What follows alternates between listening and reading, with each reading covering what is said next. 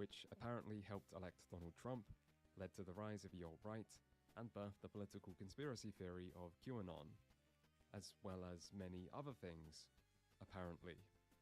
Pizzagate, the firing of James Gunn, the mantra of learn to code, the creation of post-truth, the criticism of that Netflix movie Cuties, the January 6th US Capitol attack, the creation of weaponized memes and doxing, the popularization of white replacement theory, the reason why people called Amber Heard Amber Turd in the Johnny Depp trial, a golden age of disinformation and unapologetic fascism, the Black Pill movement and incels, the attack on Nancy Pelosi's husband, the pushback against woke corporations.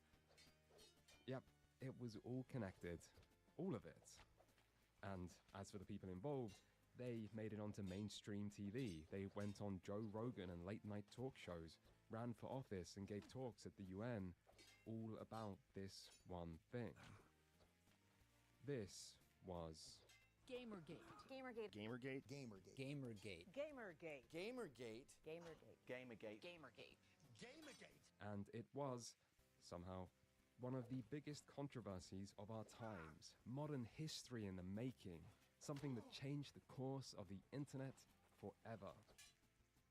And now it's back, apparently. So what is going on? Well, better check in with the most reliable news source on the internet, daily YouTube videos. Sweet Baby Inc. is not a consulting group. Sweet Baby Inc. is here to destroy video games. They are a disease. They are a absolute disease in the video game world, and they need to be treated as such. There is nothing more going on here than one massive grift to exploit an ideological Marxist hole which is rotting the West. That literally is actively trying to undermine Western civilization by their own admission. They demand you shut up, submit, and bend every single joint in your body to their every whim. They hate us and they want us gone or even dead would be preferable to them. They despise you if you're a gamer and you're a white male. That is the one thing that all of these game companies seemingly have in common. These people are fucking scum. Like, there's no other way to describe this. You are fucking scum. These people are evil. The people involved with Sweet Baby Inc. are evil. They do not deserve your respect. They do not deserve for you to dance around this issue. Wow, and there was me being all sarcastic because I thought this might be overblown. But no, this does sound really serious. There is an existential threat to the entire gaming industry and Western civilization. And they want us dead. People's lives are on the line. And these people are evil. This is a battle between good and evil. And these people hate all gamers.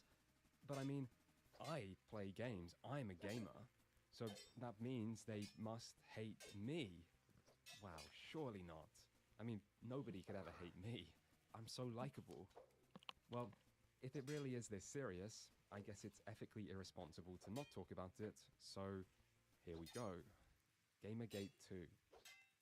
Wow, they really will make a sequel to just about fucking anything these days.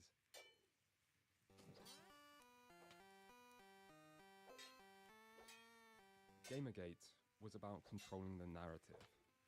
That's why it blew up, and why it kept going, and why people keep talking about it even years later. You see, there were two sides, and one said this was a movement about ethics in games journalism, and the other said this was a misogynistic harassment campaign pushing back against women in gaming. These two narratives contradicted and were in competition with each other, and so people fought to try to prove their side right and the other side wrong. It is a consumer movement that rejects sloppy standards in reporting about video games. Ethics in journalism is not what's happening in any way. It's actually men going after women in really hostile, aggressive ways. That's what Gamergate is about. It's about terrorizing women for being involved in this industry, for being involved in this hobby. The second half of it is the social justice warriors we mentioned briefly. There is a sort of insurgent move in video games from a couple of wacky left-wing feminists, and these are sort of far-left, Israel-hating, socialist weirdos. The strange thing about this case is there are a lot of right-wing American celebrities who've kind of endorsed this and given people something to rally around, and that's why a lot of people are attacking the likes of Zoe Quinn, who we just saw on that VT. Bombarding her with mostly anonymous tweets and messages. I will you when I get the chance. Hiding behind usernames and claims of free speech. Some people believe that some of these, in fact, death threats or some of these threats aren't real. And that what they're doing is trying to discredit the Gamergate movement by making it out that they're all these misogynists and creeps. There were YouTube videos, media articles, social media censorship, doxing, and many abusive comments, and a whole lot more as the fight for the right to write history grew and grew. In time, people would see this sort of thing all over the internet. This is the culture war. It's internet politics. Left versus right, progressive versus anti-progressive, SJW versus anti-SJW, woke versus anti-woke. The names might change, but many things still remain the same. And while it does feel a little silly to see Gamergate being invoked continuously, year after year on all sorts of other culture war issues, there is a connection. The mistake these articles tend to make is in portraying Gamergate as the cause, whereas in reality, it was actually just an earlier symptom of the real thing connecting everything.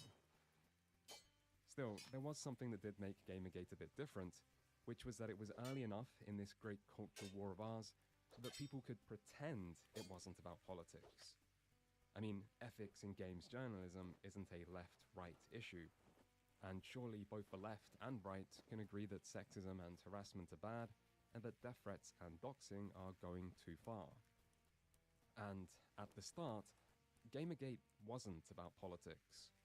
It was one minuscule event that snowballed and Streisanded its way into the mainstream. That event was a single blog post in August 2014 that one game developer made about his ex, Zoe Quinn, claiming she had cheated on him multiple times. The Zoe post was about this couple's relationship and barely even touched on ethical concerns in games journalism, and its creator, Aaron Joni, did not go on to become a Gamergate supporter. Still, this post did carry an implication of receiving favorable treatment within the industry as a result of personal relationships, and it was posted on several gaming forums, which led people to search for other examples of potential conflicts of interest and nepotism within gaming media. The story then made its way to YouTube, where it was first covered by a then small YouTuber named Mundane Matt, who soon received a DMCA claim on the video, apparently from Zoe Quinn herself. This led to more attention, and was the start, but by no means end, of the Streisand effect, where trying to shut down a story backfires. In fact, at the height of those first months, almost every major gaming forum would try to shut down or heavily control all discussion of these events, claiming them to be against their site rules on harassment, and this included some pretty big sites, like Reddit and 4chan. And this bit was genuinely surprising. Keep in mind, this was 2014 4chan, back when the website still had a reputation as being this controversial Wild West, anything goes, free speech absolutist space, and the message this ban of Gamergate discussion sent was that anything goes, and people can speak about anything they want, anything in the world, except Gamergate. Meanwhile, at the same time that the largest gaming forums were telling people they weren't allowed to discuss it, Gamergate was still being talked about in the media, where it had made its way to major mainstream outlets like CNN and the New York Times, and where anti-Gamergate figures were appearing on late-night TV to tell their side of the story. This made people angry, or for those already angry, angrier. And angry people sometimes cause harassment. And so Gamergate was this event that evolved and escalated continuously. Or, in the words of the Gamergate-focused Law and Order SVU episode, what happened? These guys, they just can't stand women in gaming. What did they do to you? They leveled up. I wonder if we've now reached a point in time where many people don't know this exists. Go home, gamer girl. What the hell is your problem? You and your boss. Reina Punjabi only got this feminazi game made by being a slut.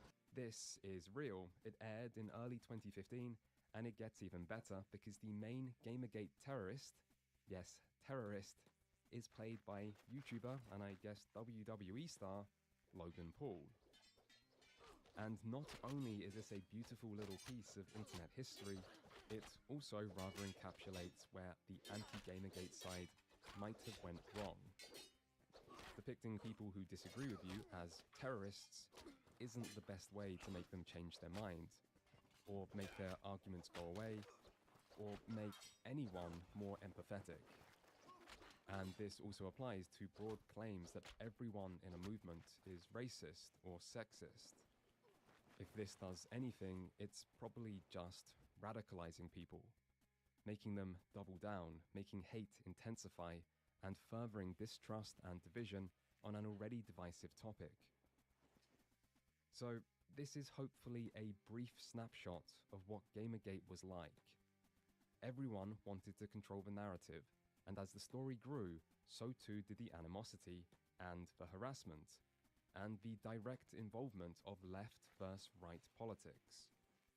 Remember, this is back in 2014, when feminism was one of the hottest topics on the internet, and where there had already been a gamers versus feminists clash over the tropes versus women in games videos of Anita Sarkeesian. These two competing sides of progressive versus anti-progressive had already been drawn up, and so when Gamergate arrived, with the inciting event being over who a female game developer may have slept with, this progressive versus anti-progressive sentiment fell into place perfectly. And in time, this political clash overshadowed and eventually consumed those initial concerns over ethics in games journalism. There's obviously a lot more you could say about Gamergate, but believe it or not, I don't especially want to relitigate all of Gamergate's many competing claims. This is a subject people have vastly different opinions and possibly perspectives on, and it's a subject people can be quite sensitive over. And I get that. I was there. I remember a lot of this pretty well, and there were just so many claims that were made, at least some of which seemed like bullshit. And seeing people promote things that weren't true, and seeing them spread and gain legitimacy, all amidst a lot of genuine hatred, well, that sort of stuff does make people feel invested. It makes people care. It generates an emotional response. I get it. I was there. And now I'm here. Gamergate 2. So, what minor event kicked things off this time?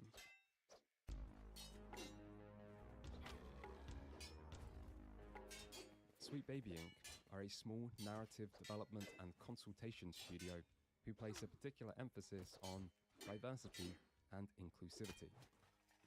The current, still ongoing controversy took off after an employee at Sweet Baby Inc. asked his followers on Twitter to report a Sweet Baby Inc. detected Steam group, as well as its creator, for harassment. This happened on February 29th, 2024. But while this was when the controversy exploded, it wasn't when it started. And it wasn't when I first saw people talk about this company. Sweet Baby Inc. became a subject of discussion on 4chan after the release of Marvel's Spider-Man 2 and Alan Wake 2 in October of last year.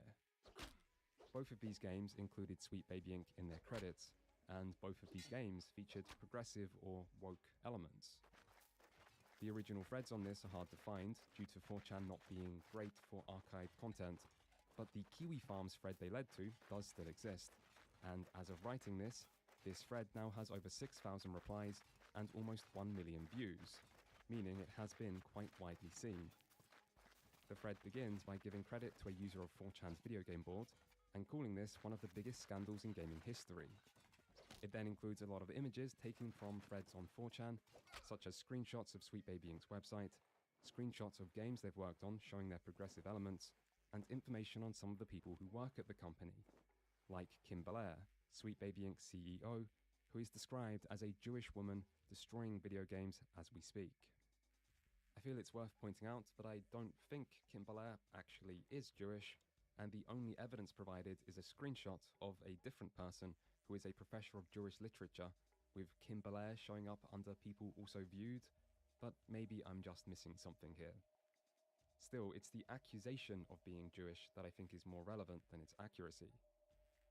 Sweet Baby Inc. were also accused of being possibly pedophiles, due to the company name including the word baby, and the similarities between their logo and symbols apparently released by the FBI that supposedly represent this kind of thing. Again, discussion was much more active on 4chan than Kiwi Farms at this point, but the early pages of the Kiwi Farms thread do give an indication of what these early discussions on both websites were like, and several users did actually suggest creating a list of games the company worked on. Quote, "Every single game that studio was involved in needs to be documented and blacklisted." I'm thinking something similar to the Traitors of America page. Now, this is still October 2023, but we can see that these discussions were indeed reaching Sweet Baby Inc. because there are screenshots of people being blocked by the company's Twitter account, with the account eventually going private in response. And I think it would be accurate to say that some of this must count as harassment. I mean, Kim Belair is repeatedly called a Jewish pedophile, there's plenty of use of the N-word, and there's also your more standard accusations like that this company is trying to destroy whiteness, and so on. Still, this is all a minor event at this point, mostly limited to 4chan, but some YouTubers did either see this or hear about it and decided to make videos covering it. The first I can find is from Heels vs Babyface, where he basically criticizes the story of Alan Wake 2 and blames Sweet Baby Inc. for all of its problems. So what exactly does Sweet Baby Inc., which by the way sounds like a dating site for paedophiles, have to do with Alan Wake? Morning, Rusty. How's it going? According to their own website, they worked on character arc, voice, and sensitivity reading. And by sensitivity reading, we of course mean someone who takes a body of work and makes sure that it conforms to the ESG, DIE, intersectional, far-left ideology, because they're a bunch of fascists, and of course, you must conform to their worldview or be destroyed. Basically, they're the Gestapo of the writing world. The next reasonably sized YouTuber I can find covering it was Kyle, sorry if that's pronounced wrong, who said this. What do you think a game like this, Alan Woke, and BlackRock 2 have in common? They all slid through this self-described narrative consulting company. It was also covered on the podcast Side Scrollers soon after, who made 3 videos about Sweet Baby Inc. The first being titled, "This Company is Why Your Video Games Suck," where they literally just showed screenshots of 4chan threads to describe what the company is and does. And finally, it was also covered multiple times by YouTuber Griffin Gaming. If you're familiar with the company Sweet Baby Inc., you would understand exactly why this story unfolds the way it does, as with so many other Sony games and video games in the industry at large. Griffin Gaming's next video is good at showing how conspiratorial the Sweet Baby Inc. discourse was in this early stage. Today, what we're going to be talking about is pretty crazy, dude, and if you would have asked me a year ago if I believed all this could be possible, I honestly don't know if I would, because it just seems really outlandish, but I 100% can assure you that it is actually happening. Now, given the sensitive nature of this topic and the fact that the previous video I so much as mentioned this organization that we're going to be talking about in got age restricted last time, I decided not only to script this video for the sake of my channel, but also to demonstrate whether or not this organization has such close ties with the tech industry where they can actually influence a company like YouTube or other social media platforms to suppress any mention or criticism of them. So Griffin Gaming suggests this company is so powerful they can force Google to censor videos on their behalf, citing his previous age-restricted video. It has been brought to my attention recently that an organization named Sweet Baby Inc. has been working behind the scenes for over half a decade at this point, with the one goal of injecting woke political ideologies into video games where they previously didn't exist or belong, to further the message. As we typically see from the most sinister actors in any industry, they often hide behind a harmless or infantile, in this case, mask to conceal their true intentions, but make no mistake, this organization information, has completely and fully infiltrated the industry and what has it's its gonna hands have. in over 70 different video 1.1, game projects and has a 1.4. So that's the clientele across the majority of the video same game one industry's I had major before. publishers and platform owners. High I grade have to helmet. admit, I do quite like this video because Griffin Gaming regularly says things Same like, as mine. This isn't some conspiracy at this point. This isn't some Man, I wonder if I should opinion wear or this. subjective take on this We'll wear this for entire now. issue. This is an objectively provable fact. This Maybe. isn't some conspiracy at this Yeah, point. This is an objectively true thing that's Dexterity occurring. This is effect. definitely not just some conspiracy at this My head point. doesn't really but take then damage he also though. says stuff like, Sweet Baby Inc. appears to be the I'll just ESG enforcement remove his wing armor. of BlackRock or other So he's less ESG dangerous. champions within the video game industry to help problematic publishers and developers step in line with the We'll give him so-called the meat hook, socially so it acceptable does less damage ideologies to that me. further promote this woke agenda to ensure that stock prices stay high and the cash injections keep coming from companies like BlackRock. so yeah, zero conspiratorial thinking, nothing but the objective truth. And by the way, Sweet Baby Inc. is the ESG enforcement wing of BlackRock, one of the biggest companies in the world, and they are powerful enough to censor all criticism of them on YouTube. Now, this was all in October or November, and at this stage, this still wasn't a major story. But it is possible that Sweet Baby Inc. might have felt this new negative attention. Anyway, I'll come back to ESG and BlackRock. For now, I want to establish a basic timeline of events. After this initial wave of videos, this story quieted down a bit, although there were See new claims Kenshi, I that Sweet click. Baby Inc. were working on games like Grand Theft Auto 6 or The Kenshi is Witcher such a remake. hidden gem, man. Things didn't really pick up I don't again, know, though, it until feels the that release way. of I the know next they have big like game Sweet Baby a Inc. lot had of actually players, worked but on, Suicide it Squad still Kill feels the very Justice hidden. League at Kind the of end like January Dark Souls 2024. in its early days. This led to a new wave of videos, some from people already mentioned and some from new channels. Here's a few examples. Suicide Squad, like Spider-Man 2, Alan Wake 2, and God of War Ragnarok before it, are all clients I hope of the Kenshi woke 2 company known turns as out Sweet really Baby well Inc. for them. I just want to give you some quick examples of how Sweet Baby has weaseled their influence into other games. Remember that Spider-Man 2 has a mission where you play as a deaf girl who vandalizes property and forces the player to stand still and witness a gay couple asking each other out to prom by removing your agency as a player. Then you have Alan Wake 2, which originally had Saga Anderson as a white woman, but weirdly enough, once Sweet Baby was attached, Saga suddenly Yeah, it's turned kind into of a hard to black get woman out in, of nowhere. get into. Here's Kim Belair. She's the CEO of Sweet Baby. And the game is Everything there is a ruined certain today amount of stems from the jank to the agenda game, of this which person. I think By can a turn group people of off. really disgusting, filthy people, which go under the banner of Sweet Baby Inc. The game might be called The Suicide Squad Kills the Justice League, but Sweet Baby Stink killed the Western gaming industry. Suicide Squad Kill the Justice League fails to meet Warner Brothers' expectations, sharking up the wrong tree. I wonder why that is. Maybe when you invite snakes into your den, like Sweet Baby, this is what happens. Sweet Baby Inc. is the successful feminist frequency. That phrase alone should fill you with dread. The thing Now, with this Kenshi is is all that still before you want the to get major beaten event up. that That's most how you people level think up. of when they hear Sweet Baby Inc. Getting your character knocked down and Combined, like these bloodied videos and had several million views, it and they is were actually also what you many, want. Like many 4chan you want to threads, train which were seen toughness by as soon as many you more can. people. There was also some strong words said. I did play a on bit of YouTube and Kenshi forums, off stream, including pretty big and I ran theories. into like a And I could bunch of imagine for a small company Holy with just Nation 16 employees with little paladins. social So media that's how I reach, got my that toughness this up might to have been a bit 93, stressful. just by like exploiting Anyway, that the glitch next where part you is the well-known bit. get up very On the quickly 29th after of getting January, knocked down, Steam user Cabrutus and then that tweeted just the like Sweet knocks Baby you out Inc. again, detected and then you stealing can get back group, up again, which warned and that people away boosts from games that Sweet boosts up Baby your Inc. had toughness worked by on. a lot.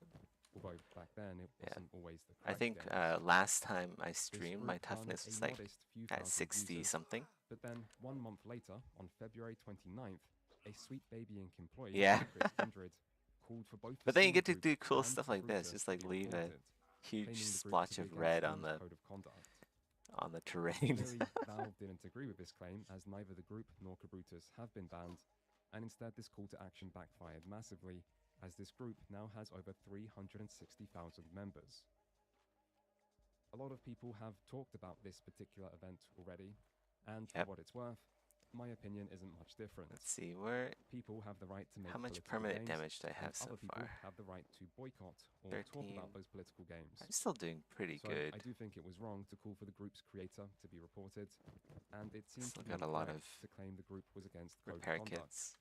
Although, given the circumstances and earlier harassment that did exist, I can also understand why this employee might have overreacted this way. Regardless, this created a clear Streisand effect. Skeletons are Very really gaming good hate, for a and solo now playthrough. even larger figures Just started because covering of the how they story. heal. This is actually like a really kind of a big story. So what they're trying to do, If you get the put together a research master for plan the and skeleton repair ban bed, the people that are running this different page.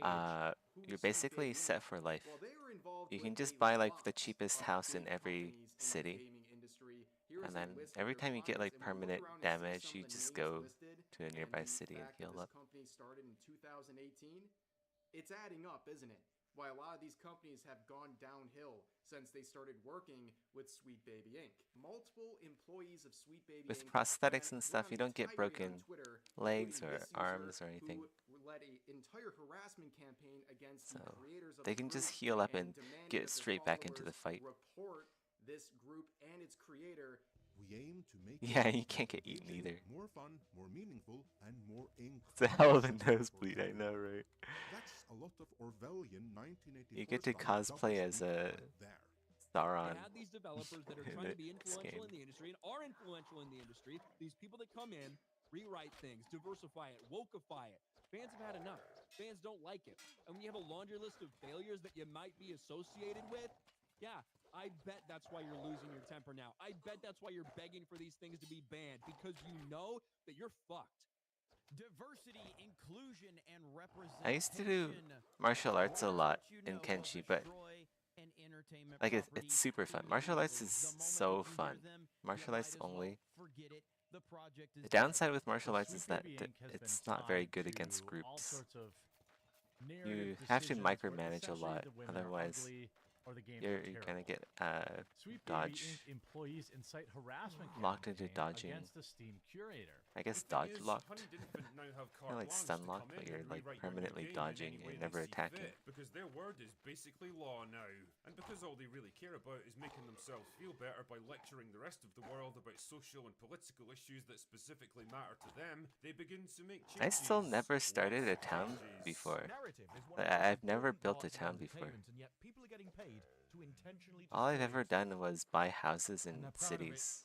And you can get what it was, right? Like you can go very far in Kenshi just by doing with that. the writing works that these people were involved in, right? That's pretty much what the general idea was. And again, if we're talking about boycott lists, those are not harassment lists, okay? There was no harassment necessarily from at least what I've researched on this group being directed towards anybody, right? And so the story grew. Except now, Sweet Baby Inc. were not only destroying games by forcing their personal politics into other developers' work and making them woke for ESG points, but also Sweet Baby Inc. were the ones who started everything by inciting a harassment campaign against an innocent Steam user. This would soon lead to attention from several political commentators as well, including Libs of TikTok, James Lindsay, Elon Musk, and well-known gaming enthusiast Matt Walsh. Anyway, these people on Steam found that Sweet Baby Inc. has contracted with major publishers to push the principles of DEI in video games as aggressively as possible. This would also lead to a still ongoing hunt to try and find clips or tweets of Sweet Baby Inc. employees or Sweet Baby Inc. defenders, either about how they approach their goals of diversity and inclusion, or just anything that might be anti-white or anti-gamer. Examples were also found in other narrative consultancy groups or diversity and inclusion-focused groups, or just questionable statements from other individuals in the industry. Here are the most talked about and controversial clips that have been discovered, presented for now without commentary. Do not wait until the end to call your consultants. Bring them in at the beginning, and instead of asking them, hey, is this very racist thing we did very racist, or is this deeply offensive thing we did deeply offensive, are you hurt by it? Ask them what they want to see. Like, ask them what would thrill them, what would bring them joy. And if you have a team lead, put that request to them very, very early. If you're a creative working in AAA, which I did for many, many years, put this stuff up to your higher-ups And if they don't see the value in what you're asking for when you ask for consultants, when you ask for research, go have a coffee with your marketing team and just terrify them with the possibility of what's going to happen if they don't give you what you want. Because they have to consider, like, I say that out loud as a joke, but it's actually very, very true because Validate has a team of mostly all people of color. We have no white people on our team. I did that Can you explain what the fuck is going on in the background? Safe environment. I'm watching. And I know the best Well, not way really for an watching, but environment to be safe is to be around people who are I'm kind of watching the car fire. Right. white people in the industry are creating unsafe There's environments. a video I'm not saying explaining, that is not what I'm explaining like saying. I'm saying Gamergate that and also like sometimes it Sweet is hard Baby to Inc. work with white people because they think that something made okay, but it was really a microaggression, and no one wants to deal with that while you're I trying don't to take any of people it seriously. It's just we still look at our I think core it's just demographics and stupid say, okay, people they're being white, stupid cis, again. hetero males, and we cater almost exclusively to them. And the problem is that we don't just cater to them like, you know, here's something that we think you'll enjoy. We cater them the way that we cater to like a picky baby. We feed them the same thing that we know that they love, and we keep on feeding it. We're like, here you go, you love it, eat this, eat this, eat this, so that then when they get anything else, they react as a picky baby would, which is be like, oh no, thank you, I do not want this. Then there are the most controversial tweets. One followed the death of Dragon Ball creator Akira Toriyama, saying Toriyama gave us the best and Oh my god, the lag. characters in anime, with the worst Why is it so presumably laggy over referencing here? Mr. Popo, who does look a little like old blackface cartoons. But this still led to lots of YouTube some videos more expressing cannibals over outrage here at we Sweet can Baby Inc. go and for butcher. disrespecting Toriyama after his death. Then there was a tweet of one developer, not related to Sweet Baby Inc., saying that none of their default characters in their demo were white males, which again produced a major response. Yeah, it's like I Another feel like tweet there's from an two Xbox employee about disparate minorities groups existing that are in yelling gaming at was each also other discovered and got a using similar like response. gaming as a backdrop. Controversy also centered around another But I group, feel like they're not Black even Girl Gamers, who focus really on growing gamers. the influence and representation of It's Black weird. women in gaming. The Black Girl Gamers discourse led to another controversial tweet from a BBC presenter who said, quote, potential Resident Evil 5 remake received a lot of negative attention over the claim of racism.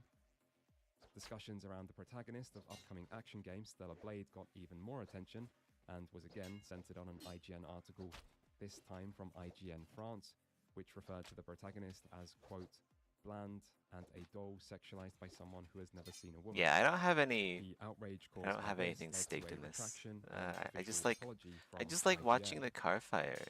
Really, though, at this point, there have been It's too fun. many minor controversies to cover everything. Many YouTubers were, and likely still are, creating daily YouTube videos on these events, and all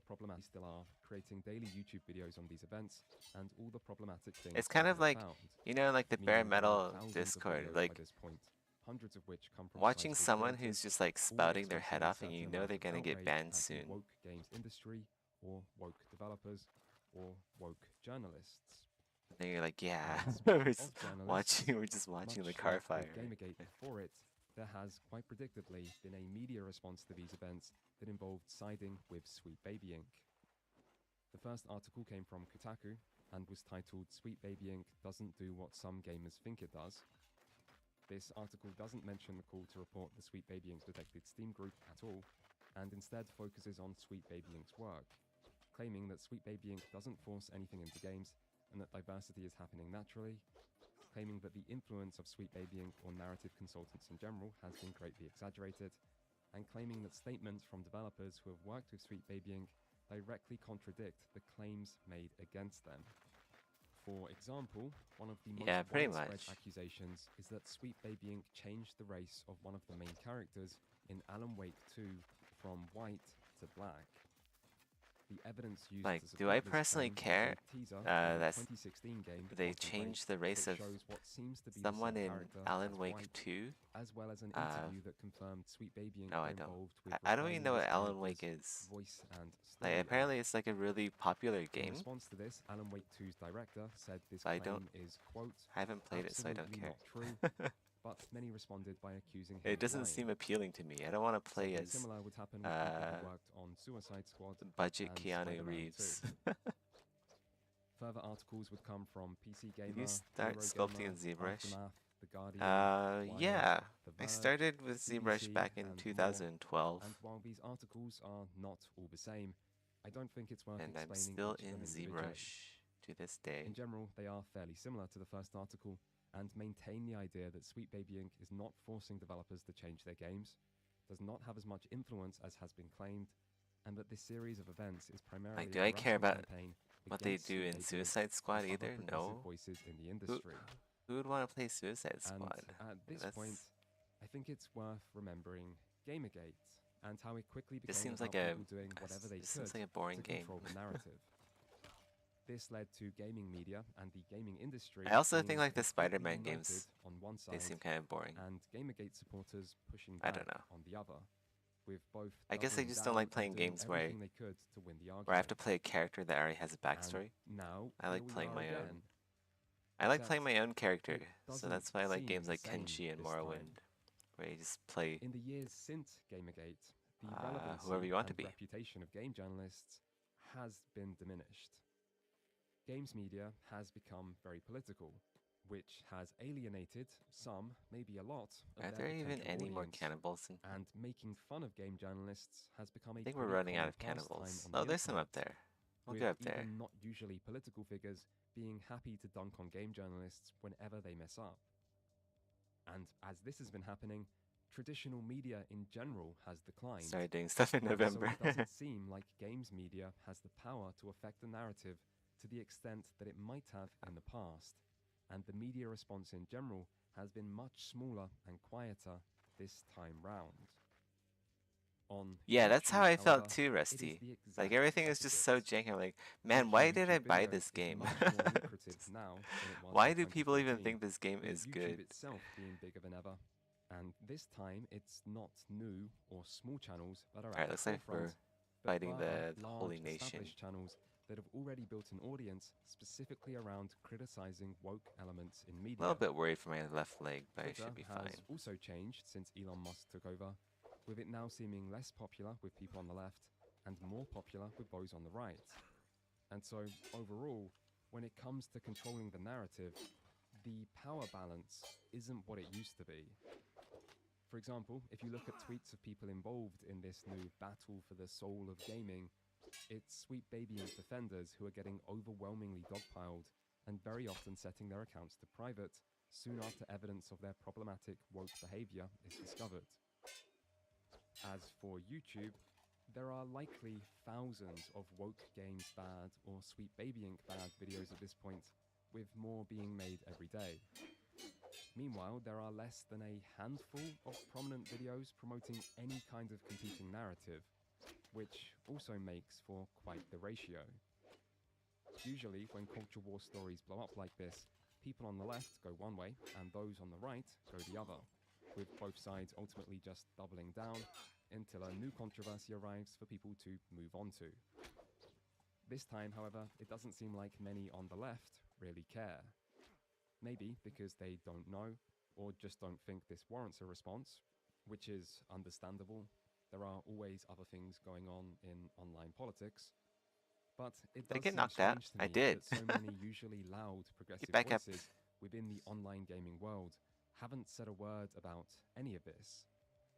Meanwhile, the other side seems more active Still than got a ever, lot of fighting to do. making this a rather one-sided controversy, where one side go over has here. vastly more control and is able to dogpile anyone who doesn't agree with them into going private and shutting up.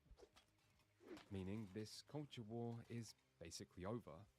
And Okay, so that there's is 3 where we're up paladins to. here. That explains One things. narrative has emerged victorious, and its victory is now beyond all doubt. Anyway, I have a different narrative. And seeing as we all love free speech and different opinions, Do you do your own and we topology all and hate rigging? echo chambers, I do guess for personal everyone projects, should be yeah. pretty happy with me. First though, it might be worth examining what the winning narrative actually is, because we do all hate echo chambers, so it seems important to make sure no one is in one, right?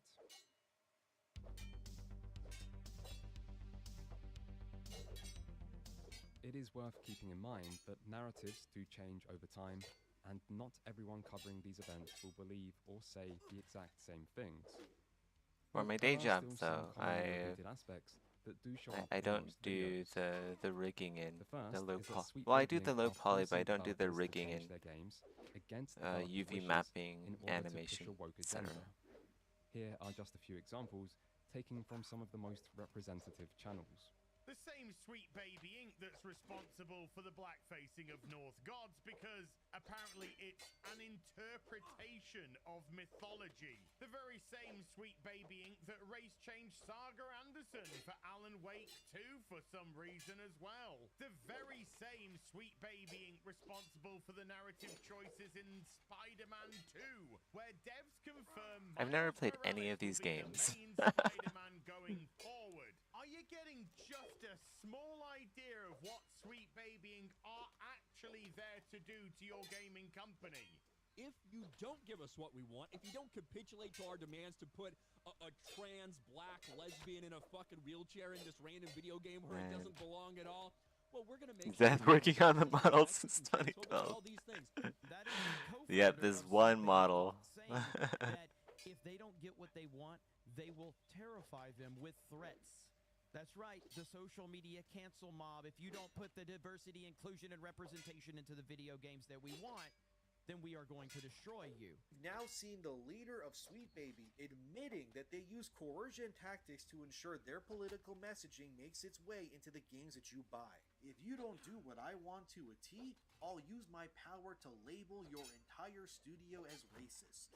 Then I'll use my power Haven't even to looked ensure into you text don't screen get yet job since like a opportunities nightmare. within this industry ever again if you decide to deny Um, me access to your franchises so that I can force my beliefs. There are and some politics things you into have to like Man, it must be learn, so but satisfying it's as a developer to have not spent too months bad. and years carefully crafting every detail of the story and characters in your game, and then have experts like Honeyed Infant come in and completely rework it right under your nose. Then there is the idea that this is happening for secretive or ulterior financial reasons involving BlackRock or environmental, social and governance or ESG scores. As well as the fact that people are actually getting clued in to exactly what the company's there to do. To go in there, ESG your game, DIE your game, so that your BlackRock funding and Vanguard funding and all of that can keep coming in. They are anti-gamer. The video game consulting He's so company, angry. whose sole focus is to make sure that diversity and representation takes center stage. Why in is any everyone project they get shouting? involved in to make sure to up your DEI score. But wait, there's a problem. All those big financial investment companies will only lend you their money if you can prove that you're good little boys and girls whose games correctly push the message. So what to do? Well, in this case, you hire an outside consultancy firm to advise you on how to make your upcoming game more compliant. Let's call them, oh, I don't know, Honeyed Infant Incorporated. They are using Sweet Baby because they're trying to make DEI and ESG a thing for them. They're trying to get a hold of some of those funds and investing dollars that BlackRock puts into shit like that. So they bring on these grifters that promise them the ability to get it. And that's what a Sweet Baby is. Then there are the commonly repeated claims Am I that the Sweet bad Baby guy Inc. in Kenshi? and often also their defenders I've been thinking about hate this. gamers and video games. It feels and like I'm often the also bad white guy people, here. and I that don't they know. want to destroy gaming. The employees at Sweet Baby Inc., the people that hate gamers, that all they want to do is push their nonsense down your throat, who want white male gamers out of their space. They don't want to make games for you anymore. They don't want you to play their games. They fucking hate white men. That's the bottom line.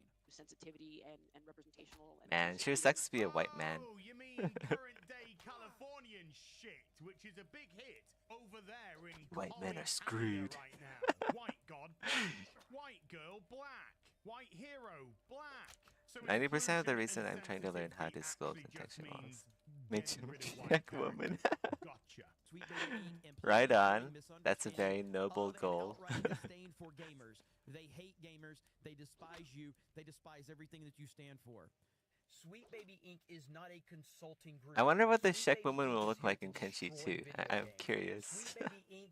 doesn't like you if you are a gamer. They hate gamers and they hate video games. Honeyed Infant is a company staffed almost exclusively by hardcore political activists who either couldn't make it as actual game developers If you're killing or never the Holy particularly cared Nation about as slave video traders, games you're in not the the bad first guy. place. Yet as soon I as feel Sweet like Baby got involved everyone with in Spider-Man, Kenshi it was just obvious sucks. that anyone who is white, straight, Except for and maybe male like must be tech willing to make hunters. way for the new age of progress in their minds, I guess.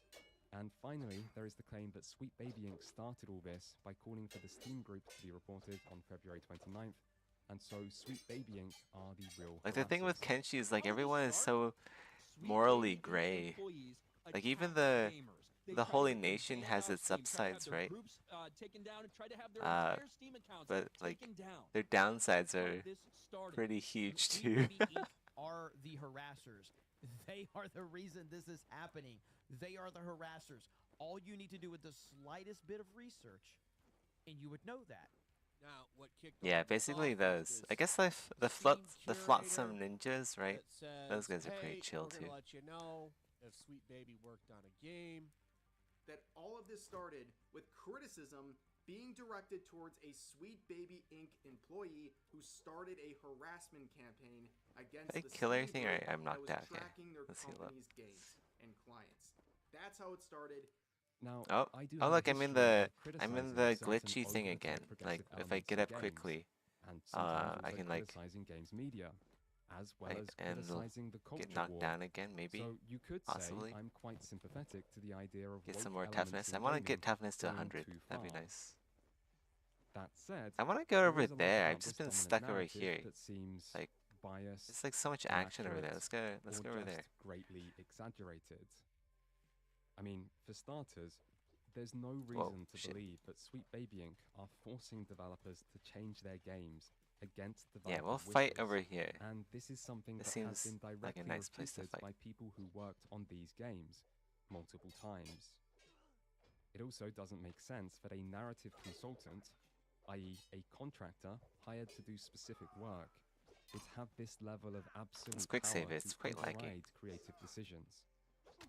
The main piece of evidence used to support this claim is the Terrify Them clip from Kim Belair. If you're a creative working in AAA, which I did for many, many years, put this stuff up to your That's higher another ups, thing about and if they don't robots, see which the I value like. in what you're asking for, and ask They for don't need to consultancy, eat. ask for research, go have a coffee with your marketing team. I'm and not a just huge fan of having terrify to them eat in with games. the possibility Unless it's of what's done gonna happen right. if they don't give you what you want. Which In Kenshi context, kind of however, does. this isn't But about cancelling at game the end companies of the for day, it's just like a extortion. timer, In right? fact, straight after this, This is the Kim timer says that you she's have to pay basically attention to joking, and her just to actual point survive. is what's shown on screen. Because they have to consider, like, I say that all out as a joke, but it's I actually think very, Valheim very did true because food if pretty you start to consider well, the people actually. who are player and audience facing and who Like have they're to more like deal buffs, with mitigating and if you don't harm eat, you don't and with keeping like the just sentiment around die. their You don't game in the straight up positive, die because you don't there's like eat. a genuine value that you can impress upon them. But your health does get with, pretty low. both ethically and financially. You can say that You this is can't run and important. jump as much. And it's also a valid discussion to have because if you're working with a very thin narrative budget and you work in AAA, I think you'll be pleasantly surprised or dismayed by the amount of money that marketing can give you. Now, I don't necessarily agree with this, but this hardly seems like proof that Sweet Baby Inc. has the power to do whatever they want to a game and are overriding other developers. Then there is the idea that this is all happening because of ESG and or BlackRock. Conspiracy theories about BlackRock have been around on the internet for a while, which is clearly not new to me, as I've had jokes about BlackRock in videos as far back as 2020. That said, these are conspiracy theories. BlackRock does have a lot of assets, but this isn't a sign of conspiracy, it's because they're a financial asset manager. They allow other investors, i.e. people like you or me, to invest in parts of the stock market via index funds. These index funds track specific indices like the S&P 500 or the Nasdaq, and all information for them is publicly available. BlackRock isn't playing favorites here or picking and choosing who gets money, and they don't tank a company's share price to punish naughty companies for not doing what they want, like including enough diverse characters in a video game. Surprisingly enough, the stock market is quite strictly regulated, and something like this would be easily visible. And people do tend to pay attention to the stock market. As for ESG, it certainly is real, and an ESG score could potentially impact certain investors who wish to prioritize ethical concerns or responsible investing over maximizing returns. There are a few problems with the ESG narrative, however. For starters, most of the companies shown as Sweet Baby Inc. clients aren't publicly listed, i.e., God, I they're know, not right? on the stock market, and therefore they don't even have an ESG score for Sweet Baby Inc. to improve. And as for the other companies, The it's cannibal hard to see lands how exactly around hiring Bass are Sweet Baby Inc. kind of would the same. improve an ESG score. I mean, feel free to go read about how ESG scores are determined if you want. I have. It is really fun reading. But basically, ESG measures many different things, one of which includes diversity. But when it says diversity, it means in relation to hiring practices and anti-discriminatory measures in the workplace, not the skin color of video game characters. Remember, ESG scores apply to all publicly listed companies, and most companies don't make games or other media, so that's not what it refers to. And even then, ESG investing is a pretty tiny percent of total investing to begin with. Okay, future me here, editing the video, and I feel I need to interrupt to say I was actually being way too generous in this section. I've now looked at quite a few different ESG score methodologies, and the simple reality is that most ESG scores don't even measure diversity in any way. Here is MSCI, which breaks ESG down into 33 measurable factors used to determine the score, and guess what? Diversity isn't one of them. Drill down even further into human capital development, and you will find under a subsection of a subsection of a subsection Oi. that diversity is mentioned under possible controversies. Attacking That's someone it. while they're That's healing? the only mention of diversity Dishonorable. outside of biodiversity in the entire massive methodology. And that's the reality of it. ESG is almost entirely data-driven, and there isn't much diversity data to measure. And before someone says, why are you using MSCI? Well, MSCI is what BlackRock actually uses for their main ESG funds, but feel free to check other methodologies for more evidence of me being right. The entire ESG thing is a dumb conspiracy theory pushed by people who don't even seem to understand what ESG is. Alright, back to the video for me to say that last bit in a more polite way. So ESG just seems to be being used as a convenient boogeyman to fuel conspiratorial thinking. And if it is more than this, then surely the onus is on the ones making the claim to provide evidence of this, which no one has done. On the other hand, Kimberlaire has been asked directly whether there is any connection between Sweet Baby Inc. and ESG funding, and she has, on record, said that there is no truth to this and that it's frankly absurd. This doesn't mean companies don't still care about diversity, equity, and inclusion, independent of ESG scores and BlackRock, but that's something openly acknowledged and talked about all the time. Most of the Western corporate world at this point is pro-DEI. Maybe because some people actually think diversity and inclusivity are good things, and even people who don't might still want to virtual signal a bit, or just avoid being sued for discrimination over inadequate hiring practices or something. Or maybe it's all just Larry Fink putting ESG in the water to turn the freaking video game characters gay. Who really knows when both options are so equally plausible? Keep in mind, conspiracy theories are hard to disprove by design, but the burden of proof lies on the one making the claim. Standing here. As for the claims that these people hate gamers, hate white men, and hate the gaming industry, I'll get to that later. And hopefully, I've already shown that this started long before the call to report the Sweet Baby Inc. detected Steam group. I kind of want to Even go if that somewhere call that's was less still laggy. wrong. Anyway, now Maybe that we'll we've check heard out the winning crab narrative, lands. mostly in its champion's own I feel like words, those are just as let me laggy give though. you a different narrative to consider, and you tell me which one seems more likely.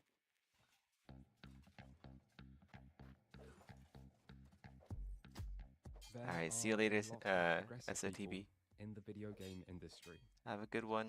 That's it.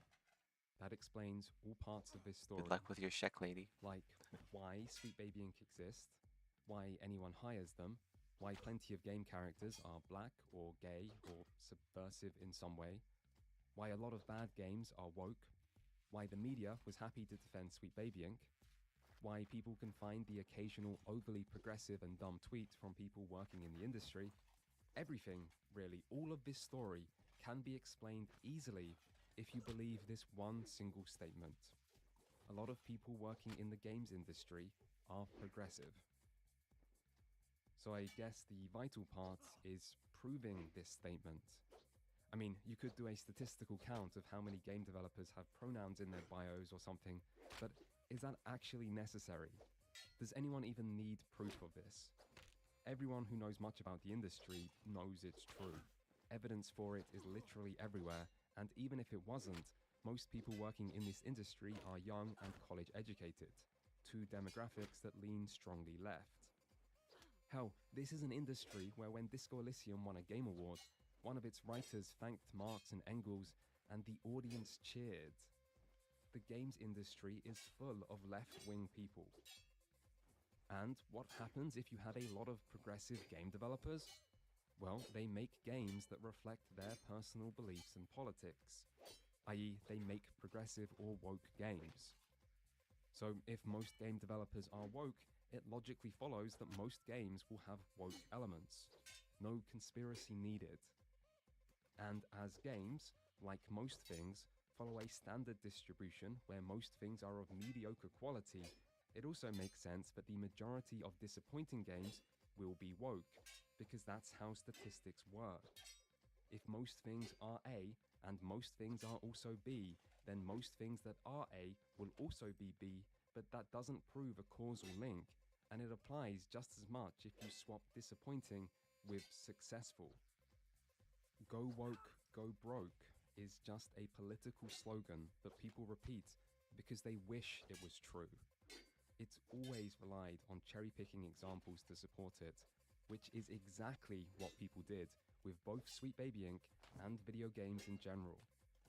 I mean, of the big games Sweet Baby Inc. worked on, 3 of them were successful, and 1 of them was not.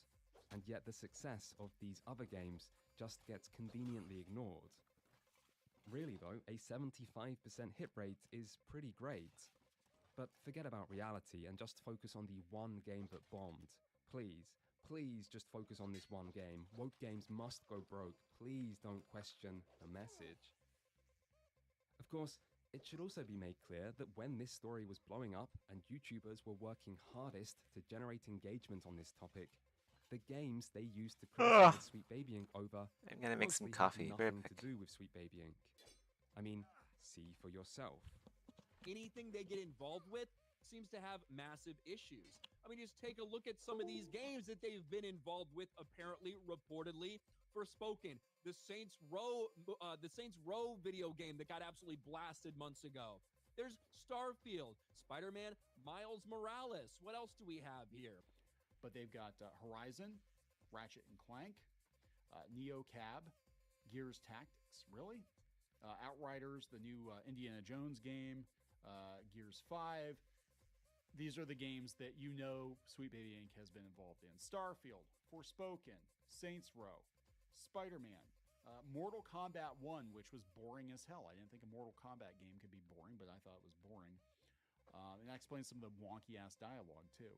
So this company has essentially made video games across the board more inclusive, but retroactively has also made every single title they've touched worse because of their involvement. And this Steam Curator tool compiles a list of every game that has had Sweet Baby involved. Here, I'll show you some of the games. As you can see, they've worked on quite a few AAA titles already, including the Sony Spider-Man games Ratchet and Clank, which of course introduced Rivet, who outshines Ratchet quite often in that game, because she's a girl, so that's a part of their objective too. And interestingly enough, you'll also notice quite a few games that have either not resonated with fans, such as Starfield, or games that have outright bombed in closed studios, like Forspoken and Saints Row. Starfield? Need we even discuss the effect they had on this game's narrative and character design? The Saints Row reboot? Forspoken? Sweet Baby Inc. has certainly left their mark on the industry and leaves behind them a wake of disastrous and disappointing games. They were involved in the worst Bethesda game to date, Starfield. You might think I'm being facetious, but I'm really not. Forspoken. Oh my God, the dialogue in that game was so bad it was painful. Forspoken sold so poorly, it closed down the damn studio that made it. How Sweet Baby walked away from that fire without so much as a scratch is also amazing. This is beyond cherry picking, it's just entirely fake. But to be fair, fact checking isn't always part of YouTube reporting, and using games everyone hates can be quite effective. Particularly if you're trying to push a political message like Go Woke, Go Broke, and you need to convince people that this one company is destroying video games. But if you need more proof that woke does not equal broke, you could always look at the wokest big budget game from 2023, which is, without doubt, Baldur's Gate 3. I mean, it has... Fucking pronouns! It also has loads of fucking gender ambiguity! Far more than most games. Just check its character creator. Genitals and voice independent of sex, as well as dedicated non-binary options. Now that is pretty current day. And it also has... fucking current day Californian shit! Yeah, I know, everywhere. I mean, all companions are LGBT, lots of NPCs are too, with 2 of the main story characters being lesbians, and you have trans characters, including one voiced by the very progressive YouTuber PhilosophyTube, and you've got drag queen characters, something not usually represented and apparently quite controversial with some on the right, and, you know, nothing screams respecting traditional family values like sex with a bear. Which actually is a bit weird, huh? And yet this was deliberately used in marketing as if to try to generate a bit of conservative outrage, which it did. And of course you have the developers and people who actually worked on the game regularly making many progressive statements on social media, even in this very controversy where they have spoken against it multiple times. And Baldur's Gate 3's leading the charge for the Gay Ming Awards for, you know, being so openly progressive. Oh, and then there's all the strong women, the worst wokeness of all. I mean, how many girl bosses do we need, am I right? In fact, all female companions in this game are strong women. Literally, they each have crazy high strength scores. Meanwhile, all men are weak. All of them. They each have low strength scores. Could they be any more obvious? Hell, this is even true for Minsk. 1893 strength Minsk starts Baldur's Gate 2 by bending steel bars with his bare hands, Minsk. And now he has 12 strength and needs to be rescued like a damsel in distress? Now that is disrespect for legacy characters, all to force the woke agenda? Unbelievable. And in a legendary game series that doesn't even belong to Larian. How dare they? No wonder this guy is so angry about this game. 'Cause we're boring! We're so fucking boring! Oh, wait, no, that was a different game. And actually, anti-woke people seem to avoid talking about Baldur's Gate 3 as much as possible because it quite clearly doesn't fit their narrative. And this is the reality of the situation. Most people don't care about internet culture war bullshit. That's why Go Woke, Go Broke relies on so much cherry picking. That's why Baldur's Gate 3 can still be hugely successful despite being hugely woke. And that's why the massive Hogwarts Legacy boycott didn't seem so massive when sales were revealed. Internet outrage isn't remotely representative of normal people. But if you do want to make money from internet outrage, it sure helps to have a scapegoat to blame all your problems on. Like, I don't know, a small, obviously progressive narrative consultant that people can, and already have, made up wild conspiracies about. And Sweet Baby Inc. are clearly very progressive. That part is true. And they are offering a service that seems designed to appeal to other progressive people in the industry. That part's also true. The act of game developers outsourcing writing is pretty normal by now.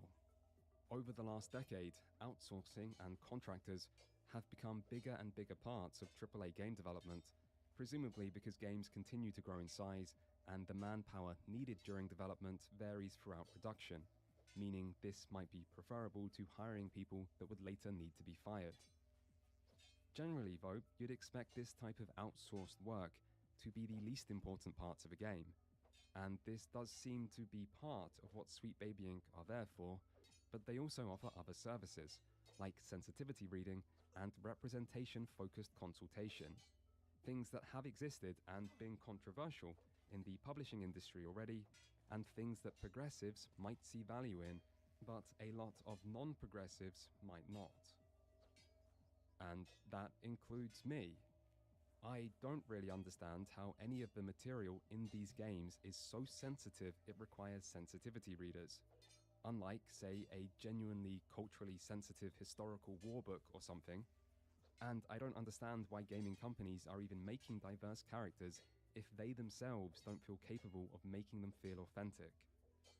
So I would never pay money for this type of service, and I don't even see a problem with referring to it as a grift, in the sense that this company is trying to make money through this. But we're not really talking about me or you.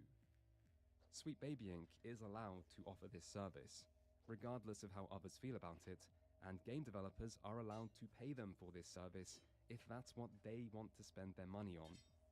This is all part of freedom of expression and free speech. Just like how Cabrutus is allowed to make the Sweet Baby Inc. Detective Curator group. People are allowed to boycott whatever game they want, for whatever reason they want, as that's their freedom of expression. And so developers can make progressive games, and players can dislike progressive games, and ultimately, the free market will decide who's right. Some people genuinely do like progressive or woke games, and some people don't. There is demand for both sides, as different people have different political beliefs and backgrounds. And if there really are far too many progressive games, which might be true these days, then supply will outpace demand, and these games will perform worse, creating a clear financial incentive for developers to not do this. Likewise, if most players really do just want modern politics kept away from video games, then more apolitical games will perform better, as there is high demand and low supply. So, for once, this is a problem that the free market can and will take care of by itself, and all this performative culture war outrage is unnecessary. But at least all of this outrage and engagement farming must help the situation, right? Surely this will at least make video games a little better. I mean, just look at the original Gamergate. That led to loads of outrage, and everyone knows that afterwards, all problems in games journalism just disappeared, and video games instantly became less political. Oh, wait, no, it was actually the opposite. The games industry responded directly by becoming way more progressive and openly political, while starting to view non-progressive voices more negatively due to their association with the worst elements of Gamergate. This is what actually happens in the culture war. People double down and division grows. But hey, maybe this time will be different. After all, everyone talking about this seems so calm and reasonable. An ideological Marxist hole which is rotting the West. That literally is actively trying to undermine Western civilization. They hate us and they want us gone or even dead would be preferable to them. These people are fucking scum. Like, there's no other way to describe this. You are fucking scum. These people are evil. The people involved with Sweet Baby Inc. are evil. And there was me not catering to the people depicting them as evil, hate-filled racists. Because everyone knows the best way to win a political argument is just call everyone who disagrees with you a racist. Wait, what? That's it? That's the big grand strategy of Gamergate 2? Just call everyone with a different opinion racist, while trying to cancel people on Twitter for barely offensive or out of context old tweets? And this is the anti-woke side. What the fuck is this?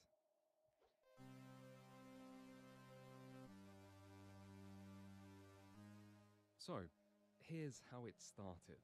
As a man who enjoyed the early 2000s, let me tell you something. People today are so easily offended, it's hard for me to believe anyone when they say, "This person is a racist or a misogynist." I agree.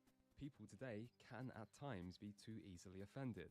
and it is hard to take some people seriously when they cry racist all the time. Anyway, here's that same person 2 Okay, weeks I'm later back. What did I calling miss? 4 different people racist. Oh my Does this god. article mention anything about the Sweet Baby Inc. CEO being a full-blown racist? Because I have a feeling this article doesn't mention that. Lego Butts is psychotic, and racist is all get up and go. You have that The same day, everyone very on Twitter handy finally took toughness notice training of bug the again. fairly racist developer that's now working for EA that used to work at Sweet Baby. What do the white developers do that's so evil? Only lasted She can't for tell one you. round, They're though. just existing, and she's a racist. There you go. The Sweet Baby Inc. CEO being a full-blown racist is a claim that has been repeated constantly, by the way. And the source This for area is claim super is just laggy. the Let's picky go baby somewhere clip else from before earlier. the... Yes, Oh my forget god, like lynchings it's and choking. apartheid and stuff. This is the full-blown racism. Shoot, I don't know where to saying that go. gamers are a bit like picky babies who only want to eat the same food. YouTubers have been crying racist constantly over the last weeks. Maybe I'll just while look at the frequently ground. saying things that seem deliberately Hopefully that's designed less to laggy. just stir up racial I just like look at the animosity ground. like this. They despise you if you're a gamer and you're a white male. That is the one thing that all of these game companies seemingly have in common. Who want white male gamers out of their space. They don't want to make games for you anymore. They don't want you to play their games. They fucking hate white men. That's the bottom line. These people who go out there and openly say, I fucking hate gamers, I fucking hate white people, I hate white men. So inclusion and sensitivity actually just means getting rid of white characters. Gotcha. Norse mythology a bit too white? Let's blackface it. Saga Anderson, well, unfortunately, that Scandinavian woman looked a bit too white. Let's blackface her as well. Well, thank you so much for letting us know how much you hate white people and despise white people. Sweet Baby Inc. is full of racist. Nobody in the mainstream media reports this. You can discriminate, alienate, and push people out of industries as long as they're white men and women, I guess. Person in charge of the entirety of Xbox's marketing also believes that white male players are the devil, but their community manager hates white people. They just straight up hate them. Because these people, unequivocally, they hate you if you're a white person. Still, at least early on in this controversy, there were actually some examples the Great Witch Hunt produced that did seem a little bit racist, or at least rather dumb. For example, saying you can't be racist against white people is not a helpful thing to say at the best of times, but particularly not in this context. Complaining that white people can be difficult to be around because they cause microaggressions does, I guess, raise questions about that person. What the fuck is and a there was one microaggression? tweet from 2012, first discovered in the original Gamergate, which resurfaced, and yeah, that one's actually offensive, I guess, although it's hard to know how offensive without any context. But anyway, what was the punishment for a 12-year-old offensive tweet again? But this was just the start, so let's skip ahead to today being the day I'm writing this, to look where the witch hunts have got to now. And just to make life easier, I'll stick to Mark Kern, aka Grums's Twitter feed. This is a man who has spent years and years talking about how much he hates cancel culture. And yet now that he has a little bit of power and influence himself, he spends all day, every day, trying to get game developers cancelled for things he finds offensive. So I guess I'll just go down Mark's timeline chronologically so that there's no cherry picking on my side. So, the first offender is a community manager for Helldivers 2, with hardly any followers, who has committed the crime of problematic tweets. In the first, she calls Helldivers pretty woke, and says that it's a satire of jingoism. And in the second, she says that Helldivers didn't ban people from Discord for asking for LGBT capes, but instead for bigotry and hate speech. Mark says this is an unacceptable level of politics, that she is misrepresenting what Helldivers is actually about, presumably by calling it satire, and that she is clearly an activist in what should be a neutral role. Earlier, Mark also accused her of having a trans and Palestine flag in her bio on Discord, which he also considered to be unacceptable at the time. Mark would also encourage his many followers to complain about this person to Arrowhead's CEO directly, and since being targeted by Mark, she has set her Twitter to private, something that is a common trend now and is frequently used as proof of further guilt. Next up, i.e. a few minutes earlier, Mark found evidence of a Ubisoft CM who used the word cracker in a tweet from 2017. Context is hidden here, and the message seems friendly and very likely not racial, but Mark says cracker is a hateful slur regardless of context. Sorry, cracker industry, I guess you're not allowed to exist. Thanks, Mark. Earlier problematic tweets show she talked about gender being an issue in the industry, said that streamer Ninja has white privilege, talked about diversity being important, and complained that white men hearing body positive automatically think fat. This person has since deleted their entire account after being targeted by Mark, so she must be extra guilty, I guess. The previous day, we had an Insomniac Games CM who is accused of showing a desire for political violence because of tweets as old as 2011, which show him saying things like, "Trump can catch these fucking hands," and "Can someone beat Tucker Carlson's arse already," amongst others.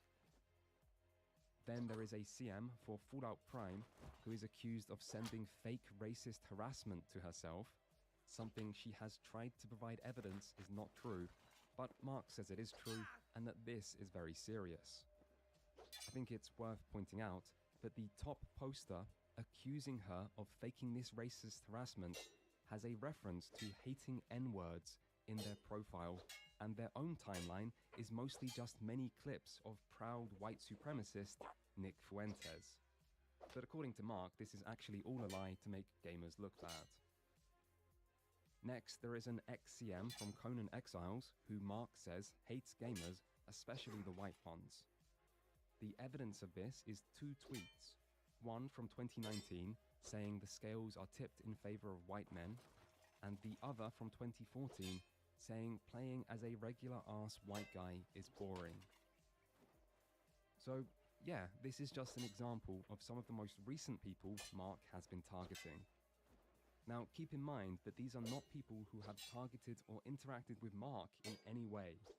These are just strangers that he thinks needs to be publicly highlighted and shamed to be made accountable for the bad things they've done, like have different political opinions and sometimes voice them while working in the gaming industry in a public-facing role. Now, in Mark's defense, sometimes when he's highlighting people for no other reason than to send large amounts of harassment at them, he does tell his followers not to harass them. That's his defense. Genuinely. And, of course, like all people obsessed with trying to ruin the lives of other people for fun, Mark also makes sure to constantly remind his followers that he is actually the real victim and that he is the person who gets the most harassment, although he doesn't provide any evidence of this outside of reposting the same couple of mild examples again and again. Meanwhile, people Mark has targeted have shown examples of both far more harassment and far more extreme harassment, including threats of violence, rape, racism, anti-Semitism, and images of them being photoshopped into rape scenes. And that's just the stuff these non-harassers have posted openly on Twitter. There is a term for what Mark is doing, and that is cry-bullying. He is constantly attacking other people under the guise of freeing the gaming industry from political activists, and he is constantly painting himself as a victim, despite him always being the instigator. This is what happens when you work at Blizzard for many years. And is doing what you he's become doing Mark Kern. precisely to try to provoke harassment. I'm kidding. So that he can I'm then kidding. use that Don't kill me. harassment to continue to paint himself as the real victim of the evil, racist political activists who are trying to destroy gaming. But like a lot of professional internet victims, there is not enough supply of actual harassment to meet the demands of his narrative, and so he has to act to try to create the harassment. And in this way, Mark Kern is a pretty good representative of what Gamergate 2 seems to have become. In fact, now that I'm writing this, it's hard not to be reminded that this was also how it all started. The discovery of Sweet Baby Inc. by 4chan was declared the biggest scandal in gaming history, due to them being linked to games suspected of pushing a woke agenda. You and the realize you're CEO talking to being yourself? apparently Jewish, and their apparent links to pedophilia. I And then mean, YouTubers got on board to create hit piece after hit piece after hit kind piece. of like the best person to sometimes talk even to. showing the original conspiracy-laden Who 4chan threads in needs an process, audience? while making claims that this company is the I can talk to myself in my ESG own of echo BlackRock, chamber. is destroying Western civilization, has the power to censor all YouTube videos talking about them, has killed the Western gaming industry, is involved with and will presumably destroy over 70 major games, including Grand Theft Auto 6. But they are fascists who will destroy all who don't agree with them. And of course, that they are forcing developers to change their games against these developers' wishes. Hit piece after hit piece, conspiracy theory I can't talk after to myself. conspiracy Who theory, can I talk month to? after month, millions of total views, easily hundreds of total threads, and yet the very first time a Sweet Baby Inc. employee makes a response, suddenly everything before this is conveniently removed from the narrative to paint Sweet Baby Inc. as the real harassers, the only harassers, and the ones who started it. People bullied this company for months I keep and thinking months, of that and that then meme, cried uh, the very that first really time they old pushed meme. back. And this Where my internet just died. How many times YouTubers repeated that It's like we're they back. hate us, they want us dead, they hate white men, and other things about how they are the real victims of things like racism, hate, and violence. Or look at the lawsuit claims that are being made. There is no lawsuit, by the way. There is one cease and desist letter, which is not a lawsuit, and it wasn't sent to a YouTuber. And yet YouTubers turn this into multiple videos about a lawsuit against them that is trying to silence them because they need to paint themselves as the real victim. Or look at Revsay's, Desu's, and other people's completely fake tweets that they just make up to show off the terrible things their enemies have said. Or the terrible things they wish their enemies had said, because sometimes you need to fake a tweet to prove You'll never you're know what the that real really victim. old meme is. And then there is the obsession You haven't heard of that? YouTubers have with the word gaslighting. Where does where Babby every come time from? they see someone It's presenting called. their It's point the of where view to does them, Babby come they from? just Oh accuse wait, them of it's how is gaslighting. Babby formed? Homeland Security branch will gaslight you to believe I'll that link it it isn't in Sweet the Baby's fault. And these companies and off security topic. groups will defend these In people Project who are Nova openly off racist topic. while condemning and gaslighting the millions of players out there. It's This probably older than Gamergate you, 2 Rusty. Electric Boogaloo nonsense all started because a consulting group attempted to silence that the voice old. of a person for making a search engine optimization tool. That's what it is. So they can gaslight you, lie, and try to shift the truth in whatever way they want to, but the truth is that no one is going to believe these Because lies. Because of like course, they different keep talking opinions about are Sweet basically Baby the same Inc. and thing every time I for hear emotional baby, abuse. I At hear least they how argue is Babby you can always formed? portray yourself as a victim. And so the entire movement has come to be built around constant cry bullying and self-victimization, usually involving race, where the goal is to try to provoke a response from the people being targeted so they can create more content, farm more engagement, and earn more money. And this only works so well because one side is far bigger than the other, and so they actually can control the narrative, at least on YouTube. And speaking of YouTube, I think it's worth at least showing what happens when a YouTuber goes against the narrative, as was the case with Bellular when he accidentally committed the horrendous crime of not talking about Sweet Baby Inc. on a video about venture capital in gaming that included Kotaku's switch to focusing on guides.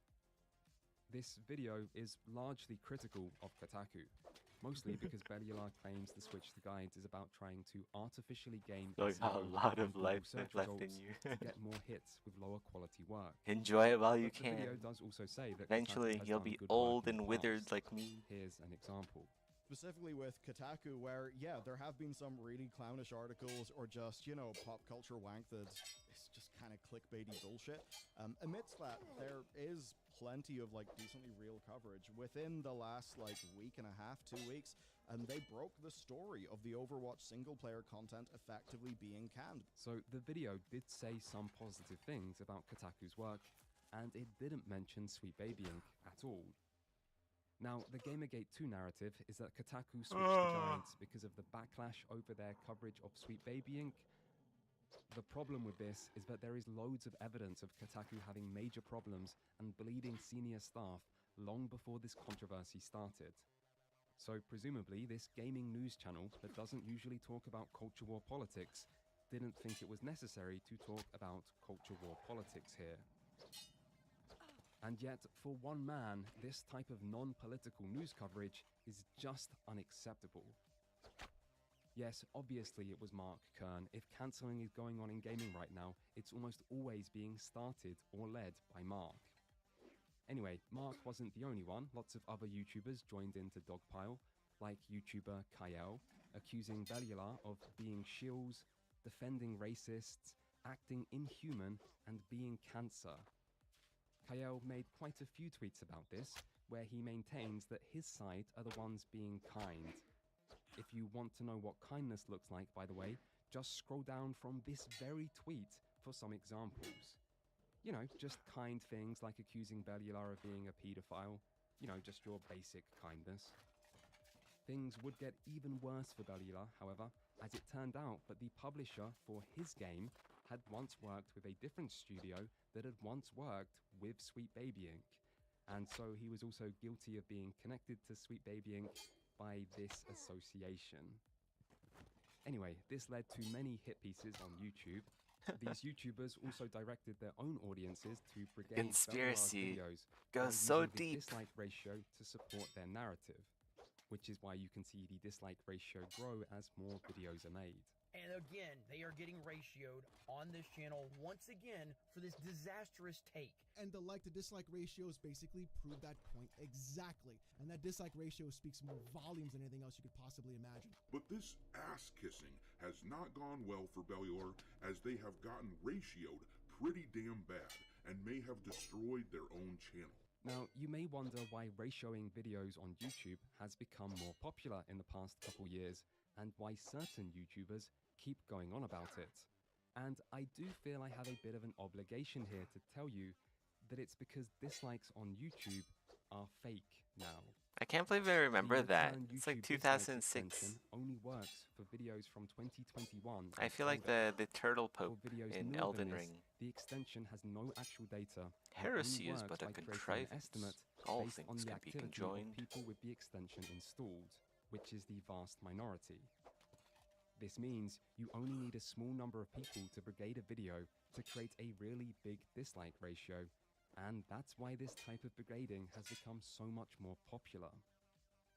Of course, us YouTubers know this or can easily check because we have access to the real dislike numbers and can see that they're very often different. But viewers don't know this, so this is an effective way to artificially inflate dislikes to support certain narratives. Anyway, luckily, Bellular didn't engage much further, which is good, as if he pushed back, these channels would just do their normal cry-bully, we're the real victims routine to get even more content. But this does give you an indication of what happens when someone simply commits the terrible crime of not talking about this subject.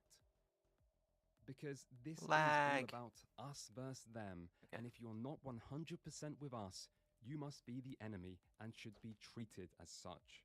So do not sit there and pretend that they are anything other than what they are. They are a disease. Very slowly They leveling are our an absolute skills. disease in the video game world, and they need to be treated as such. And when you're going to sit there and just dance Dexterity around these really topics went up. and I wasn't pretend that there's keeping track something of else, dexterity, you even but talked it's about quite the high. Sweet Baby Inc. employees, and you danced It's a around very that. nice number right This now. is absolutely insane to me. Not only are we seeing the actual schism between journalists and gamers separate and grow even further with Gamergate 2, we're now seeing it happen with, in fact, YouTubers, where many people are now being what I would consider to be compromised and are defending these journalists and these practices rather than actually understanding who, in fact, pays their AdSense and their bills. That is you, the viewer. You know, nothing says we're the good guys and our arguments are correct, like trying to bully and silence all opposition thought, while declaring any different opinions to be insane or compromised. And if this is how they treat people being neutral, imagine what they would do if someone were to actually disagree with them.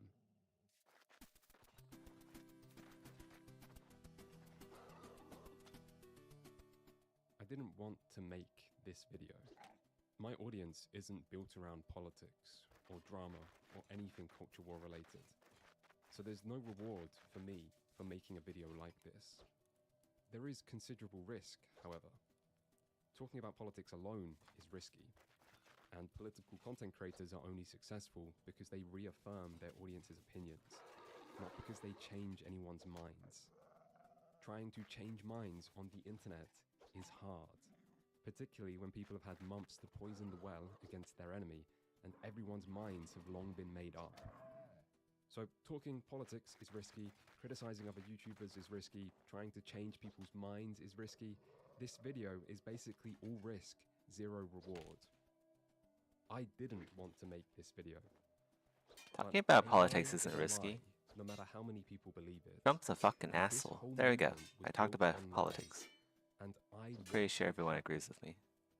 For some people, Sweet Baby Inc. is something they've only heard of relatively recently. But I saw the early 4chan threads. I saw people create this conspiracy of a secretive organization run by Jews and funded through BlackRock, who were the reason for the downfall of modern gaming. And I saw YouTubers pick this conspiracy up, remove the Jewish part while keeping everything else, and feed this to an audience who ate it up eagerly. And I guess that alone isn't that surprising. Anti-woke sentiment has been building for years, with the dislike only growing in intensity over time, and now YouTubers were finally telling people who was to blame. This one little company destroying all your favorite games.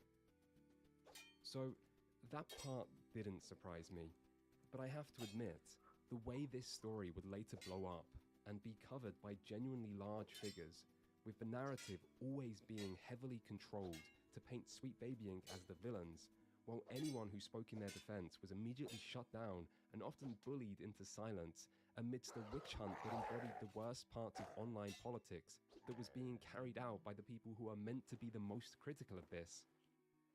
That part did surprise me. Still, even if misinformation was used extensively to control these events, none of this would have worked if the message being pushed didn't resonate with people. The narrative might have been fake, but the way people felt about it was real. And I've read enough comments on the videos in this video to see and believe that. There really are a large number of people who play games that are sick of constant progressive pandering and double standards on race, and feeling ignored by an industry they are a part of. There is genuine resentment to the way politics has been handled Jojo, by stop the gaming growling. industry, where Oh one wait, that's the side game. is always represented and catered to, and one side is ignored or vilified. I knew that. And with time, resentment grows, and things like Gamergate 2 are the result. Developers absolutely have the right to put whatever they want in their games. They can make them as political as possible. Oh shit, this isn't They good. can make them signal all day These long, guys can and they actually make probably kick my political ass. statements on social media, even slightly controversial ones. Oh my but god. None of them means they deserve harassment. Let's get out of here. But Can we if run the gaming faster than them? industry I does feel like want to be maybe so not. openly political, it will breed Wait, let's go resentment find a from group those who of like don't feel cannibals to run into. represented. Oh my god, And the I'm not saying lag. that's a good thing. Fuck, I'm just dude. saying that is what happens. That's how the culture works. And it doesn't seem like there are many Okay, let's go real run this winners to direction. war. There's a camp over here. In Maybe fact, they'll often get the harder distracted. you push, the more people seem to undermine Bone dogs their are own message. fucking brutal. And so to me, all you can really do is push back against the misinformation and immoral methods. Speaking of which, can someone remind me again what was the issue with those games journalists everyone says they hate? Because I thought it was that they sometimes inserted their political beliefs into news coverage and game reviews, that they complained too much that everything is racist, that they tried to cancel people at times for minor wrongthink, that they created an echo chamber where alternative views are rarely expressed, that they acted together Yeah, to I know, hold right? at times to all promote the same message, and most of all, the biggest complaint, the most annoying and most often You cited, guys don't know Chocho. that they Like, mass-produce low-quality, sensationalist rage-bait. he might look easy cute, clicks. but he's a fighter. At least, that's what I thought everyone's problem with games journalists was, but clearly I was mistaken. because all of those things apply to certain YouTubers far more than they ever applied to games journalists. And that's not really intended as praise for journalists. So clearly, people's problems weren't the games journalists. Wait, is he going back? It's that they didn't share No, their don't go that way. Just like Chocho's that people way. don't care that games We're gonna fight the they care cannibals that they instead. don't represent their politics. Because this is all about politics, just like it always is with the culture war. And you've all become so consumed by the culture war that you don't even realize you're guilty. Look at that, of like the same Chocho is things like you currently soloing stand against. all the cannibals here, I mean, all you by report himself. news in as biased a way as possible, and your audience cheers you for it. You've built yourself one of the most insulated echo chambers on the entirety of YouTube.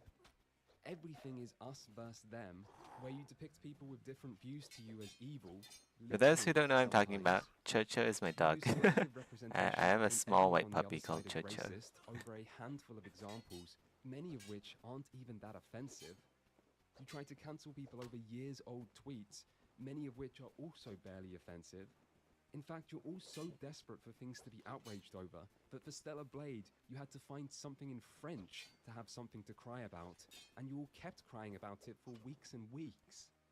And of course, no matter what you do, no matter how much you harass or how much you hate or how much you instigate, you always claim that you are the real victim. I am genuinely sympathetic to people who don't feel represented by the gaming industry and have problems with the political nature of games media or video games themselves. But that sympathy runs out when you act worse than the other side. And I know that the other side sometimes does bad things too, and I haven't focused on that much in this video. They are. They're There is no basically doubt demon bears. in my mind over which side has acted worse in Gamergate 2. And honestly, it's not even close. Thank you for watching. Okay, normal viewers. I am... Okay, let's go watch something that's not so cringe. Well, like the topic, right? Listen to something that's like the cringe topics. So today's episode is going to be a great follow-up to last week's episode about what AI cannot do. So if you're a student or someone We're who's gonna listen working to in the some industry, FCD school. pay attention to today's topic because I'm going to discuss what entertainment design is all about. So I gave this talk in Paris about a month ago, but today I'm going to expand on that and add even a little bit more content, especially towards the end of it. And I did this topic in Paris because of what I've been seeing in student portfolios in the past 5 years or so. The content of these portfolios lack both design and entertainment. They don't have neither. So these portfolios essentially are zero content things that the only value they contain is maybe they're rendered well. But in terms of what the industry look for, we don't look for those portfolios. And these students are probably frustrated as well, right? I asked each one, how's your job search going? How's everything going? And most of them saying, I have nothing. No one contacts me. I have nothing. And the thing is, I know that. I could see it by the work because their portfolio is not what we do as entertainment designers. We'll get to that later in this episode, so pay attention, get some water, get some coffee, because I think this episode is going to run pretty long. The talk in Paris is about an hour. I think this one's going to go for at least an hour and a half, maybe 2 hours. For those joining us for the first time, the way I like to do design cinema is more like a classroom setting in which we don't edit things out. Let's just go and talk, right? If it takes a long time, it takes a long time, because education is not about speed. It's not about let's render something in 5 minutes, right? It takes time. So I have a lot of topics to talk about. So let's get started. So the spirit for entertainment design. I chose this word spirit because it has to do with us. We just talked about AI last week. This week, let's focus on what entertainment design comes from, right? It comes from us. It comes from our backgrounds. And to start that, let me give you a little bit of context of my own background. Okay, let me draw some stuff here, make sure that the screen stays alive here. Okay, so let's go way back to 1999. That's when I started teaching for the first time. I kind of got into teaching by chance. Okay, a teacher of mine at Art Center named Norm Sherman Unfortunately, he passed away several years ago, but he was one of my teachers. There used to be some lines here, but I don't know if I should even So he have called them me in up here in anymore. 99 and go, hey, Fane, can you This kind of cover my looks good class, already. you know, today? So at that time, I've only Also, been it doesn't out really doing make this sense for to have 2 years. like So I was like, Norm, lines I here. never taught class. I don't know what to do, man. I have no idea. He's like, don't worry about it. You've been working for 3 years. The students will find that pretty interesting. Just go ahead, just share whatever knowledge you have. So I went to Art Center, really nervous. I do like the larger scales up here though, so I'm gonna accentuate that. Because you see the influence you have over students in terms of giving them good feedback and telling them how to fix What happened to designs me? and I'm just standing all there. these things Okay. are just super, super addicting. In fact, I got so addicted to teaching that I continue to Let's teach go at somewhere Art Center else. while Let's I go was to doing like. freelance. That even in the early 2000s, I kind of want got to a get like job some assignment crab up armor in San Francisco in Marin or County. something like that. I So heard like I a was crab working at helmet's the Skywalker best. Ranch, Go to like and Howler's we Maze or finished our something. week's work, and on Somewhere Friday down here, afternoons, I'll take Green a Beach, flight I think. back down to Los Angeles, so I could wake Let's up go early on Saturday to morning Black to teach an Scratch. advanced entertainment class at Art Center. And then on Sunday night, I'll fly back up to San Francisco to start work on Monday. And I did that for almost an entire year while I was on Star Wars. It was crazy, right? Me and Ryan Church as well, he was doing advanced entertainment with What me the as well fuck as is a that? private There's like class something set. attached So to. that was what I was doing. And then Oh, later that's I went to that's Noman my to start lantern. teaching there at that school. And that's when Alex Alvarez and I would start That's talking weird. about, hey, concept art at that time was only really taking place in Los Angeles, right? Everybody outside of LA really weren't learning what entertainment design or concept art was. It was such a small little niche industry. So we decided to produce these DVDs, and I believe the first ones in the world to do so. DVDs about concept art, and those kind of got all over the planet. So I said all this background because I want to put into context why that is. In the last 25 years, right, 1999, yeah, 25 years, I've seen thousands and thousands of student portfolios.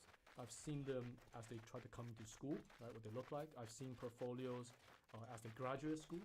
I've also seen portfolios in which they apply to companies because I've been an art director in a lot of different studios, and I've seen just hundreds, if not thousands of portfolios, just people applying to companies, right?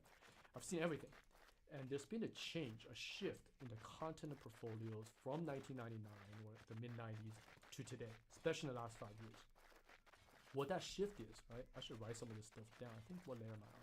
As you can see, we have a lot of slides today. Okay, so let's just start writing some stuff, right? Let's start with like 90s, or let's 95, right? Here's 2024, okay? Somewhere around here, there's a shift. Shift in the content. Because prior to this, and this shift, let's, I don't know, let's use a curve. Maybe let's do this curve. Let's start high and go low. Okay, it's like this, okay? I should move this down a little bit. Okay. I'm the right design here. Ooh, this pen is really, really heavy. Like I said, man, no editing. The classroom environment. Let's just let's go and do this. Okay. Design, no design.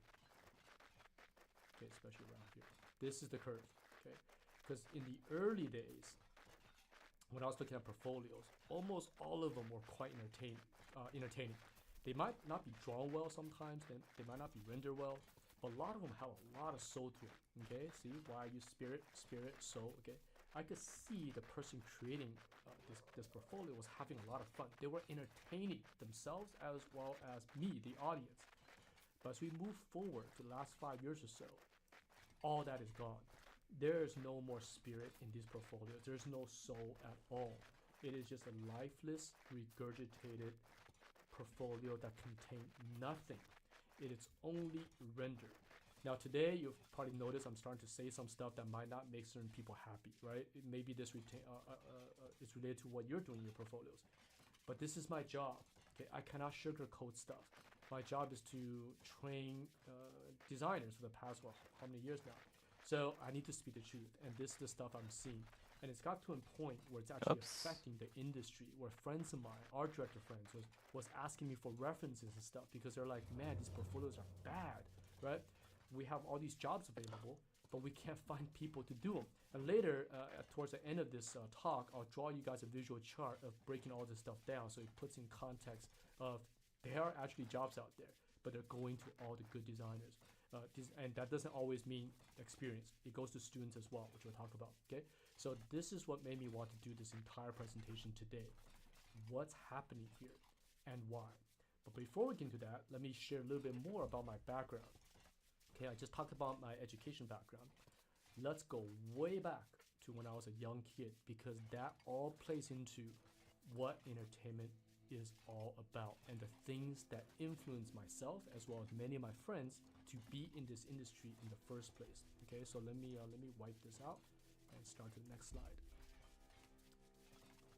Gotta go way back down here. All right, so let's go back to when I was 10 years old. Okay, in the 80s, these films really influenced me. So I know this is kind of generic, right? Everyone about my age says it's Star Wars, Alien, and so forth, but it's true. Because remember, at that time, these films were very rare. There weren't many science fiction films out per year, and you get like one or two, right? So, and when they come out, they were a very big deal. I think Star Wars coined the phrase blockbuster movies, right? So you literally line up at the theaters and just can't wait to watch them. So as a young kid, what I cared about was the content of these IPs, right? Well, at the time, I didn't even know what IPs were, right? These films took me into their world. I totally believed everything in these movies. I thought Luke Skywalker was real, right? I thought the Millennium Falcons was real, and Darth Vader was pretty freaky, right? That's what I fell in love with. I didn't know anything about design. I didn't know about concept art, right? All that stuff comes much later. What I cared about was, wow, the worlds these IPs or these films. Let's not use IP because that's just something that the industry people use. As a kid, I go, I want to watch Star Wars because it's so freaking cool. I want to press that button. I want to look on that thing, right? What is all this about? What is all this? That's what I was fascinated with, right? Here's Dark Crystal, Blade Runner. Blade Runner, I couldn't understand the film. I remember the first few times I watched it, I had no idea what was going on. But I love the world that it took place, right? I've never seen cyberpunk before, visualized this way. So the world is just so interesting to me. Okay, so this is some of the stuff that was influencing me at a very early age. Let's keep going. Next, video games came out, right? This is all about when I was 10, 12 years old, moving from elementary school to junior high to high school. Okay, these are the years I'm talking about. And the reason why I'm talking about this is, again, this is what influenced myself to become an entertainment designer. It's the stories and the ideas, not the drawing, not the rendering, the ideas that got me into this industry. Okay, so let's continue here. So when Nintendo came out, the graphics were pretty crappy, right? These are 8-bit little pixels. But to a 10-year-old kid, right? At the time, I think more than 10 now. When Nintendo came out, it was 89, so it would have been 13, 14, okay? So when I came out, in my mind, the world of Hyrule did not look like this. It's fully rendered in my mind, right? Like beautiful clouds. You don't even see the sky in this game, right? It's completely top down. But in my mind, it was like blue sky, and when it got to like what do you call it, the Death Mountain or something like that, I could see like all these dark clouds, right? All this stuff was happening in my head, and I believe that's when my brain was being developed for thinking about design, right? And I think as for a young kid, those years are very critical in kind of shaping what you're going to become later on, at least these childhood influences. So same thing with Gradius. These little spaceships, even though they're made out of like maybe 200 pixels or 150 pixels, in my mind, these are fully metallic, cool-looking spaceships flying around in space, right? And then when the 16-bit era game came out, this is Final Fantasy. I was in junior high, I think, at the time. So this game had a huge influence on me because I totally felt these characters were real. That the story it took place was almost like watching a good movie or reading a good novel. They're so real that I felt like they're friends of mine. So it's so crazy. Even I think back to today, from today, thinking back to 20, 30 years ago, I still remember the emotions I felt talking to these characters when one leaves your party or one dies, right? You still feel that. And that's so important. Why? Because entertainment design is all about that, right? It's about bringing a experience to your viewers. Make them happy, make them sad, bring them into another world, bring them stories never heard before, right? And make them think about these worlds when they're done playing the game or watching the movie, okay? So let's continue here. So, Mana and of course Super Mario World. I played this game so much when I could find the time. But as I got into junior high and high school, you got to think about college. So my gaming kind of dropped off. But in junior high, elementary school, I definitely played a ton of video games. Next, cartoons. Okay, same thing. What I liked about these cartoons from the 80s was all the worlds and the stories and characters they created. Thundercats. Oh, I loved the whole crew, right? Everyone was so different from one another. The world they lived in was so interesting. He-Man and Castle Grayskull, Skeletor. Man, it's just so fun. Even talking about it, you can probably tell I'm super entertained. I'm like entertained myself because these memories are sparking all those imaginations in me. And when I watched it and all the TV commercials I went with all this, right? So of course DuckTales and G.I. Joe, absolutely loved it, and Tailspin.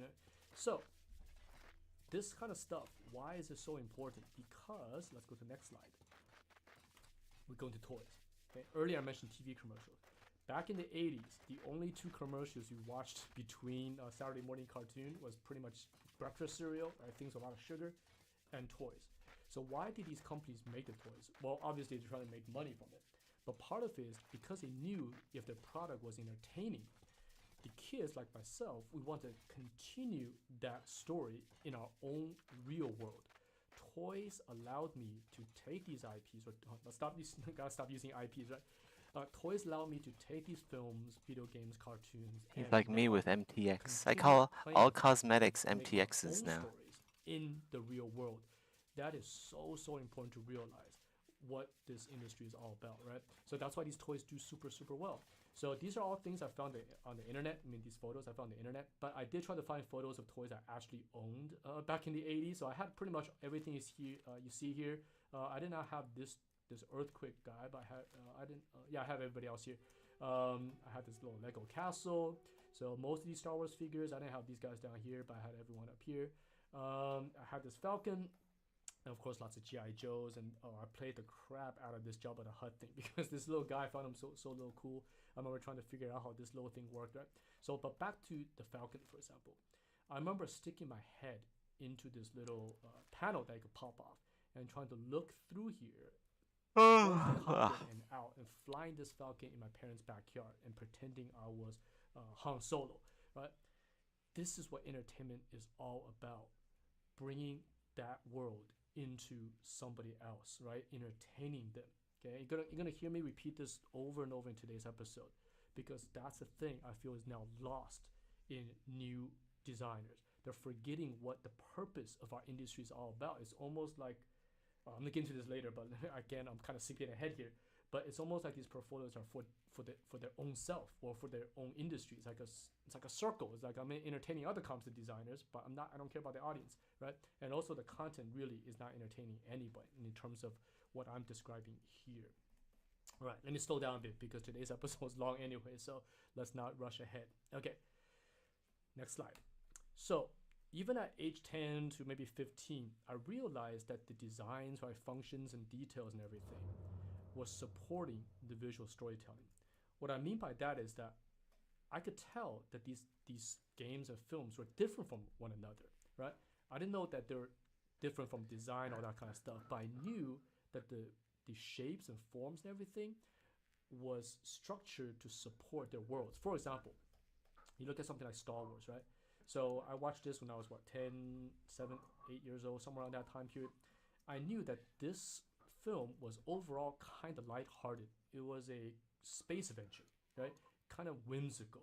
There was a lot of silly stuff in it. The creatures were kind of funny, right? So that's what this movie was doing.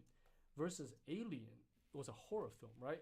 At age 10, you're not supposed to watch this kind of stuff. But kids, we get our hands on these VHS tapes anyways. But it was a horror film. And the way the sets were, the way the lighting were trying to create that sense of dread, that sense of fear. And I knew that. And I wanted to know more about it. But in the 80s, there were no behind the scenes books, right? There was nothing, right? And Hollywood did not talk about anything they did. There was no behind the scenes videos. There was no interviews with directors. This stuff was magical to me. No idea how anything happened. So to find out more about like, how does this work, right? How does this work, man? How do I continue this, right? I mentioned earlier, I played with the toys. That helped me kind of relive these stories. But I also started to see little details in these worlds. For example, here's a plane from Indiana Jones.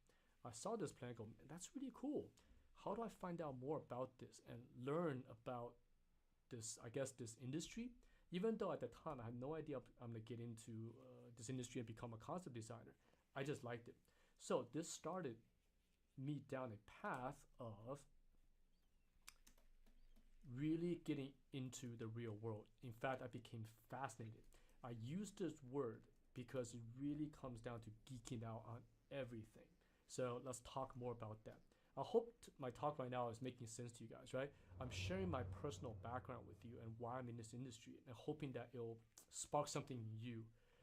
Because as we move forward in this talk, we're gonna come down to what entertainment design in what packages, which is you, okay, who you are, what you like, what you want to do, what your influences are. That's what builds entertainment. So I'm sharing this with you so you can see what built my background. Okay, so let's get back on topic here. So I begged my parents to take me to any museum they can. So they took me to Washington, D.C., the nice museum there, the one in New York, National History Museum, the one in L.A. So like most kids, I became fascinated with dinosaurs and prehistoric stuff and whatever. I'll spend the whole day. My parents would just drop me off there, and I'll just spend the whole day looking at everything I can. Here's the La Brea Tar Pits, which is pretty close to my home in Los Angeles. So I remember going to I think the basement, they have a pretty sizable museum with saber-tooth tigers and so forth. And of course, books. So my parents were not ready to buy me these books. Books were pretty expensive. They still are today. So, when you're 12, 13 years old, my parents not going to start building I don't think I can run faster than them, can I? I? To the library to borrow them. Okay, And good. They're I getting remember distracted. At the time, most libraries had a Who limit. the fuck are these guys? 10 books or so that Grass you check out per week. pirates. So I That's was fine. borrowing my sister's library card, my mom's We'll let them get library eaten card, by my big dad's things. library card, so I could maximize how many books I could check out. And I remember carrying home a canvas bag of maybe 2 dozen books. Barely, they're super heavy, just carrying them home, and could not wait to put them on the carpet, run to the kitchen, put some Pop-Tarts Let's go beat up some grass pirates. get some Hot Pockets, whatever, and spend the entire afternoon just drooling over. I do need to get some money to go build another and skeleton repair bed. Geeking out. What is this? What is that? What is this? Right? Remember, at that time, I don't know anything about concept art. I didn't even know I'm gonna get into the industry. I just found this stuff to be fascinating. Okay, and architecture as well. So let me share with you some stuff that completely made me geek out at a young age. If you watch this channel enough, you know that I love planes. So in 1986, the movie Top Gun comes out with Tom Cruise. And man, is that movie cool or what, right? As a young kid, you watch that film, you're like, I want to be a pilot, right? But also, I got to see jets fly in a way that I've never seen before. So why do we like this kind of stuff? I'm sure some of you are also into airplanes and stuff, and these similar things, right? Part of it also has to do with story. Oops, long slide here. Let's go here. Look how many slides we got. Okay, story. Okay, let me write that down. Because these airplanes essentially are characters themselves. They have really interesting backgrounds, right? Their development, their design, the missions they go on. They themselves are little stories as well. And we find them fascinating because of things they could do, right? Every one of them are interesting, right? That's the SR-71, probably my favorite jet, as well as probably many of you guys as well. Here's, for example, the B-58 Hustler, one of my favorite kind of Sentry jets, right? 1950s, 1960s jets. Beautiful design, tons of stories associated with it. Lots of interesting design things associated with it as well. But as a kid, I didn't know any of that. I just knew they're really cool, right? I was reading about their missions and things they've done, right? All the cool things that it took to develop them.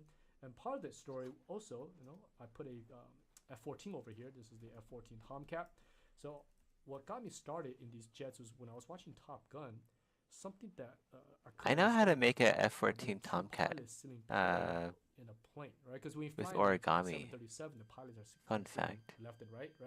So I could understand like they kind of help because they all look out to the front. But I was like, why are there two pilots in the plane? What happens if the back person want to go left and right, and the front person want to go left, right? So I went to the library, started looking this stuff up, and found out that Goose, right? This is Maverick, Tom Cruise, and his co-pilot. Actually, it's not a co-pilot. It's a backseater. Is Goose. He's not a pilot, right? He's what they call a Rizzo or a Wizzo, a Rio. It's not a Wizzo, a Rizzo or a Rio, which operates the radar, navigation, and weapon systems. So that started me into this deep dive into all the systems of the F-14. All the backseater kind of radars they have, how many bombs they could carry, all these cool little things. And geeking out is the word I want to use here, because this stuff later is going to help me as I get into the design industry. But this time, it wasn't about any of that. It was just absorbing information as much as I can. Okay. Next. Another thing I did, my parents had a pretty big backyard. So I remember after school, when I've done my homework, I will start looking for bugs in my backyard. And same thing here. I was fascinated with the story. What does that mean? Okay, how could a bug have stories? Well, I remember looking for ants and just following one from whenever I saw one and just follow its track all the way to wherever it's going, right?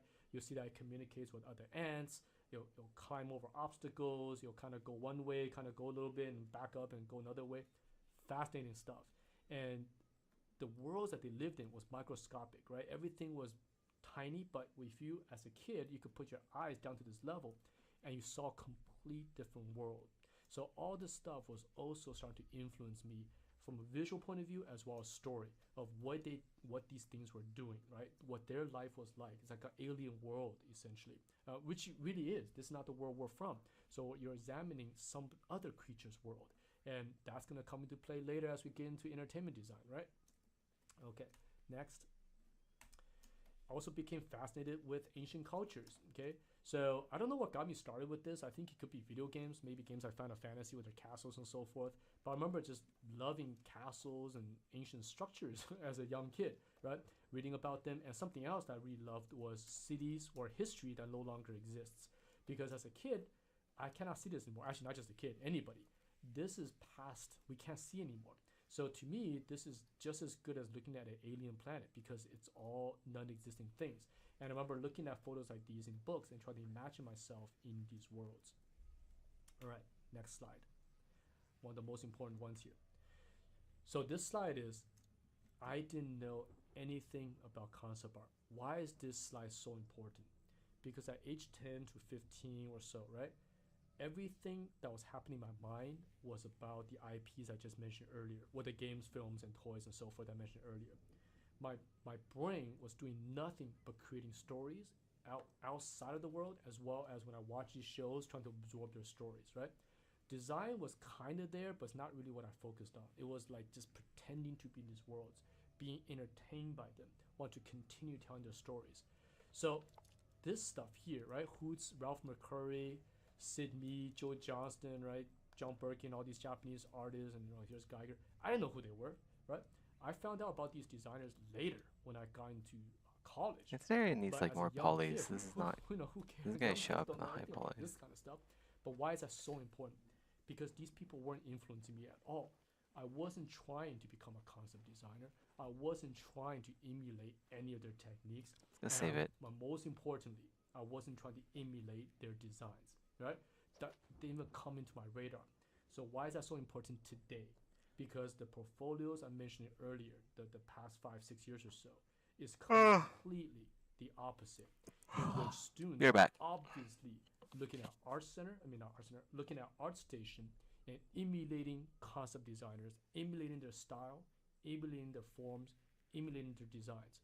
Pretty much don't have designs of their own or ideas of their own. They're regurgitating others, and sometimes so obvious who they're actually copying from.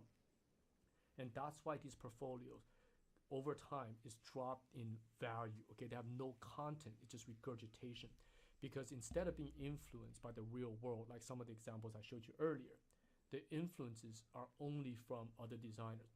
And today, let's talk about how to get out of this, okay? And earlier, the slides I showed you was part of that inspiration. Look at the real world. Fall in love with things around you. Find things that interest you and turn those interests into entertainment designs. Okay, let's move forward here. I'm gonna take a break in a bit, just in case Okay, things I'm crash. back. But let's go a few more slides, then we'll take a break. Get some coffee. Okay. So Ooh, as I gotta wash mentioned, this I cup. didn't know anything about Basic. concept art until I got into Art Center. I started to learn who they were, and Art Center taught me technical skills. By the way, here's Norm Sherman, the teacher I told you about earlier, who got me into teaching. Right, so he passed away, but you can see the stuff on the board here. This is probably taken in the 90s, I'm guessing. Are things we continue teaching at the school, right? Draw through, learning about real world. By the way, take a look, real world stuff, bugs, cars, right? You draw airplanes. We don't talk about made up stuff here. We learn about the real world and a lot of technique, and we use that to build things that's from imagination. Does that make sense to you, right? Learn about the real world, take that information, make it into imagination. Okay, so that's what Arsena taught me. And the most important thing is we discuss design ideas with classmates. Okay, last week in my AI one, my last slides about this as well. Okay, our center technical skill is taught, but we use those technical skills. I'm back. We use the information in the real world to do this. Again, going back to today's young designers, complete opposite.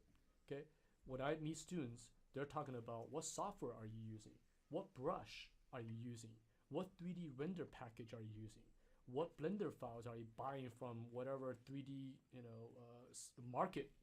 Where did you get that building from? Where did you buy that? None of it is about the idea, right?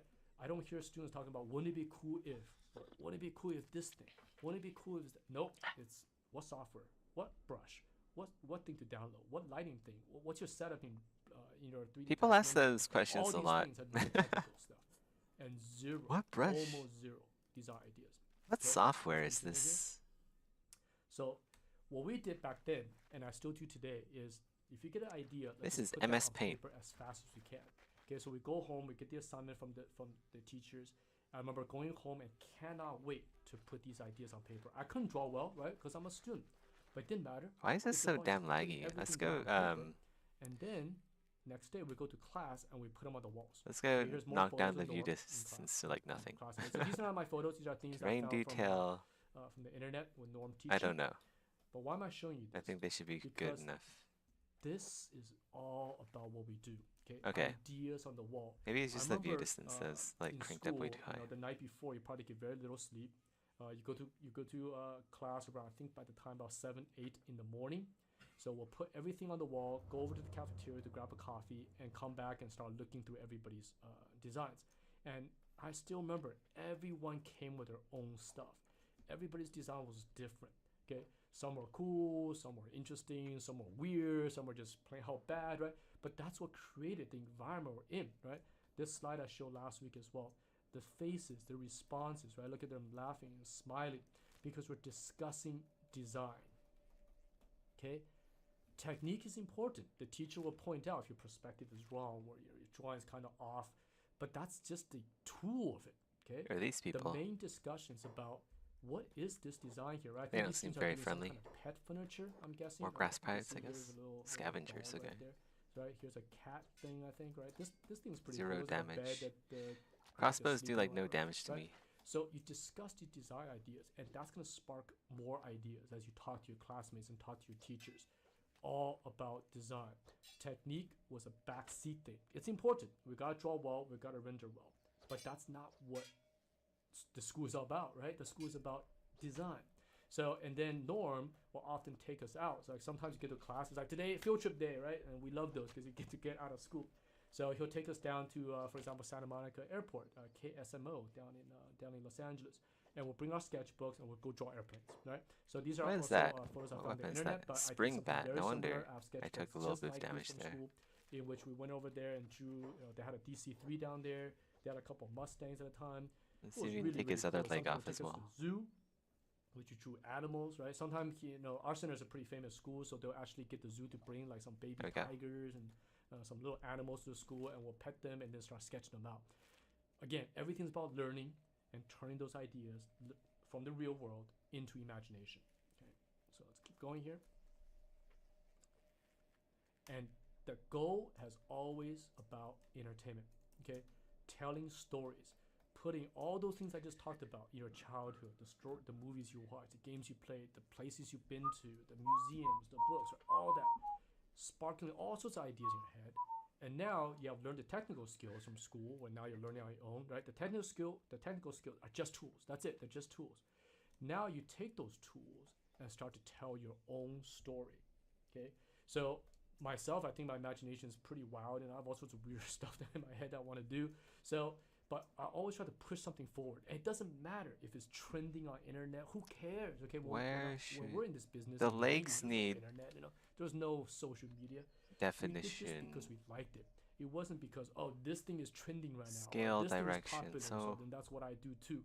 If you're doing that, all you're doing is following trends. You're not going to stand out at all. And believe me, the industry that wants good designers don't want that either. Okay, I'm gonna break that for you, down later and towards the end of this talk here. Okay, so of course I had lots of fun doing this kind of stuff. Alien Invasion, just whatever I wanted. I didn't care if this stuff was popular or somebody liked it. Didn't care. I liked it because I have to entertain myself. So and let's hopefully, if I entertain make this go this I'm way. also entertain the audience, right? Thinking from their perspective, thinking, oh, I think someone's gonna find this pretty cool. Hopefully they'll get a big smile out of it if I put this forward, right? So, all sorts of fun stuff. And I put this photo I like how the scales because will part go. of it also is you gotta enjoy this job. You gotta have fun with it. You gotta be silly with it. Okay. I know this job, when you're in the studio, you gotta be pretty serious. But end of the day, we're working in entertainment design. Man, this is a fun, very privileged job. You're in cool places usually, art departments, you're hanging out with a bunch of friends, and you get to draw stuff that essentially ends up in video games and films. And however, this job is hard, but it is really, really fun. So you gotta share your silly stuff, right? So this is back at the ranch, the place I talked about above San Francisco. So one day we went to this little closet up at the 3rd floor, and there was tons of stuff from Indiana Jones and Star Wars and everything in there. And I found this TIE Fighter outfit that they used in the movie, actually, for the costume department. So I put it on, and everyone's like, "Dude, you gotta take a photo holding the this is the Jar Jar they used for doing some of the animatics and so forth." So why is that here? Because we gotta have fun. Okay, so like I mentioned earlier, if you have a cool idea in your head, draw it. Who cares if if it's not trending or someone else is not doing it? This is about you. Okay, you gotta put forth your ideas out there. Let people discover That's you. Domino's slogan too. This pizza is all about you. So these are all demos I've done in the school, right? And sometimes I go into these demos blind, meaning that it's not planned, right? I didn't even know what I'm gonna do for the demo. Sometimes I tell the students, "What do you guys want to see?" I ate too much pizza. Or sometimes right before class, I have random ideas. If I want to draw big dinosaurs with going on a hunting trip or some camping trip, go ahead. If you want to draw Tesla vehicles, 1915, 1920s vehicles or Tesla guns, draw it. Who cares, right? I was doing these kind of things with no influence from social media, what other designers are doing. Just do whatever you want to do, because that's always been what I want to do. That's why we're in this industry. We want to create things and share that with the audience out there, and hopefully entertain them with that content, right? So here's like weird alien plane. This was like, what if aliens, almost like Transformers or something, they got their DNA into our World War II airplanes and start morphing them into kind of a in-between thing, right? So because I love airplanes, I do these kind of funky things. So whatever comes to my mind, I like to draw them out, okay? And in the process, really enjoy it. And that's why I'm being in this industry 27 years now. I'm still loving it. It's so fun, okay? All right. Next one here. And that's the philosophy I brought into the school. Don't worry, I'm going to get to education soon. Right now, it's all background stuff. But as I finish this here, we're going to talk about how we're going to start to fix this stuff, hopefully, for some of you guys, okay? So the philosophy I brought to school is essentially what I learned from our center. I wanted students to be together, to share, and that's why we never did online. Okay, for the longest time we never did, because I want everyone to be together, and everybody came from all over the world. We literally have students. I think we used to have a map in the school that put a pin looks better. The countries that and the scales will align and why is that so important? Because everyone bring their the lines that I just made into the work, right? Some people come from Europe, some from Asia. Yeah, it needs to have a more structured look. America, South America, just all over the place. We're gonna put that in here. And their personalities is who they are, what's in here. We still need to figure out what is going on back here. Want to leverage. We want to get that stuff out, okay? Because a lot of our students, they come in, they're quite worried. They'll be like, I used to be in the oil industry, or I used to as a chemist, right? We had tax accountants. We had engineers, all sorts of different backgrounds. And they're saying, can I do this? Can I become a designer? My answer was like, that's exactly why you could become a designer, because your background is so interesting, okay? Instead of saying you waste your time learning about chemistry, right? We literally had a student who was a chemist or something like that. I'm like, instead of wasting that, didn't you work in a lab? Didn't you work with all sorts of cool equipment that none of us here have experienced? He's like, yeah, I did. I could leverage I want a background in chemistry, dude. Us, right? That'd be so helpful as a game designer. Put some of your expertise in it. Remember when Maddock hired that chemist for a bit just to like figure out how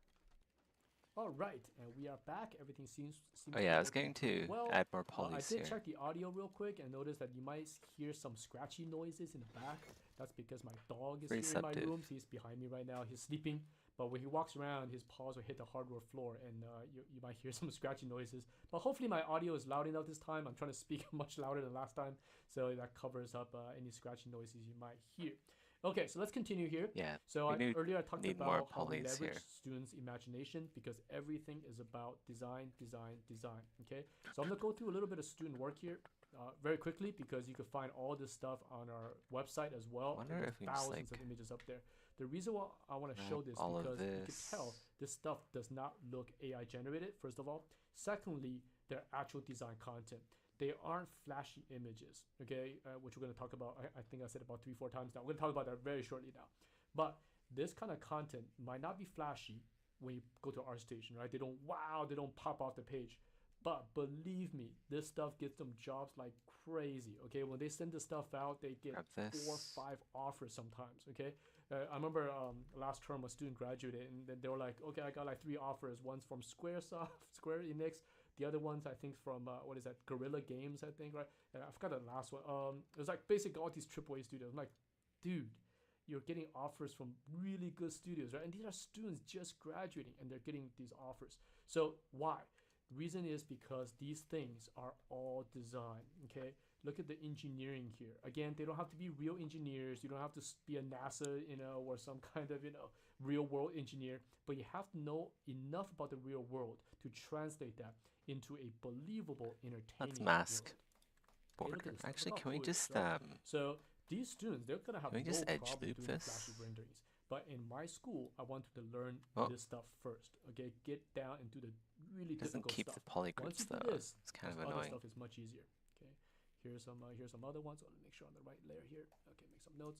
Oh, I love this project. I remember seeing this on the wall and just totally falling in love with the content here because again, it's Maybe we'll entertaining, edge right? loop Even this as an first. instructor, the student work is entertaining me. So if it's entertaining me and entertaining other And classmates, then I know that the students we'll got a go- good chance of finding work out there, and they do. These students I'm showing you, they all have good jobs out there, right? This is Actually, kind of like a this- 1930s, I think, a car mechanic, kind of like the Big Bob, the thing that spin in restaurants where. Is it Betty Wait, Bob, this Betty is- Poop, or something like that? let's not do that this. style. Really cool. There needs to be a better way to do So you can this. see every student has their own kind of imagination, their own mask style, border. and their own stories to tell, and that's what we really try to push for. Instead of pushing everyone to do like, oh, here's what's trending on social media, so let's teach everyone how to do this epic painting. What's the point of that? Okay, rendering, like I said, is a technical skill. You can learn that even on your own. What we want to teach is let's leverage design, let's leverage story. Okay, because I'm starting like a repeating record here, but that's what this episode is all about. Okay, let's look at a few more. Where am I here? Dunk. All right. Look at this one. I love this one. I still remember looking at this. This is from like 3-4 years ago, I think. When the student put this on the wall, I was like, "This is so cool, right? It's wolf versus sheep, right? Like an RTS game or something." And the students using a Viking motif for the overall design inspiration. So you can see these lamb and goats and sheep, right? It came up with really cool names, crossbow and all that kind of stuff. Wolf basher. So these are the sheeps, and then of course a wolf. There's a wolf dressed with the sheep skin, so that's a wolf in sheep's clothing. Really nice play on words there. Look, there's like some anatomy issues. There's some probably small drawing issues here and there. Who cares? My job as instructor is I'll give the technical feedback first, right? To make sure that, oh, fix the hands, fix this, fix that.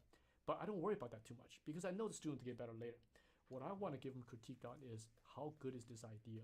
Is this going to sell? Is this going to be placed in front of people and they're going to be entertained by your products? That's what my feedback is about. And I try to give them other feedback, try to drive it further. What else could we do with this IP? What else could we put in there to make it more fun, right? And that's our jobs as instructors, as art directors, right? Is to push that entertainment factor. Okay. Look at this one. This is a project sometimes we'd like to do, like design a theme park, right? Because notice in our school, we rarely do like hardcore military stuff or, those epic paintings because those things are, again, kind of easy.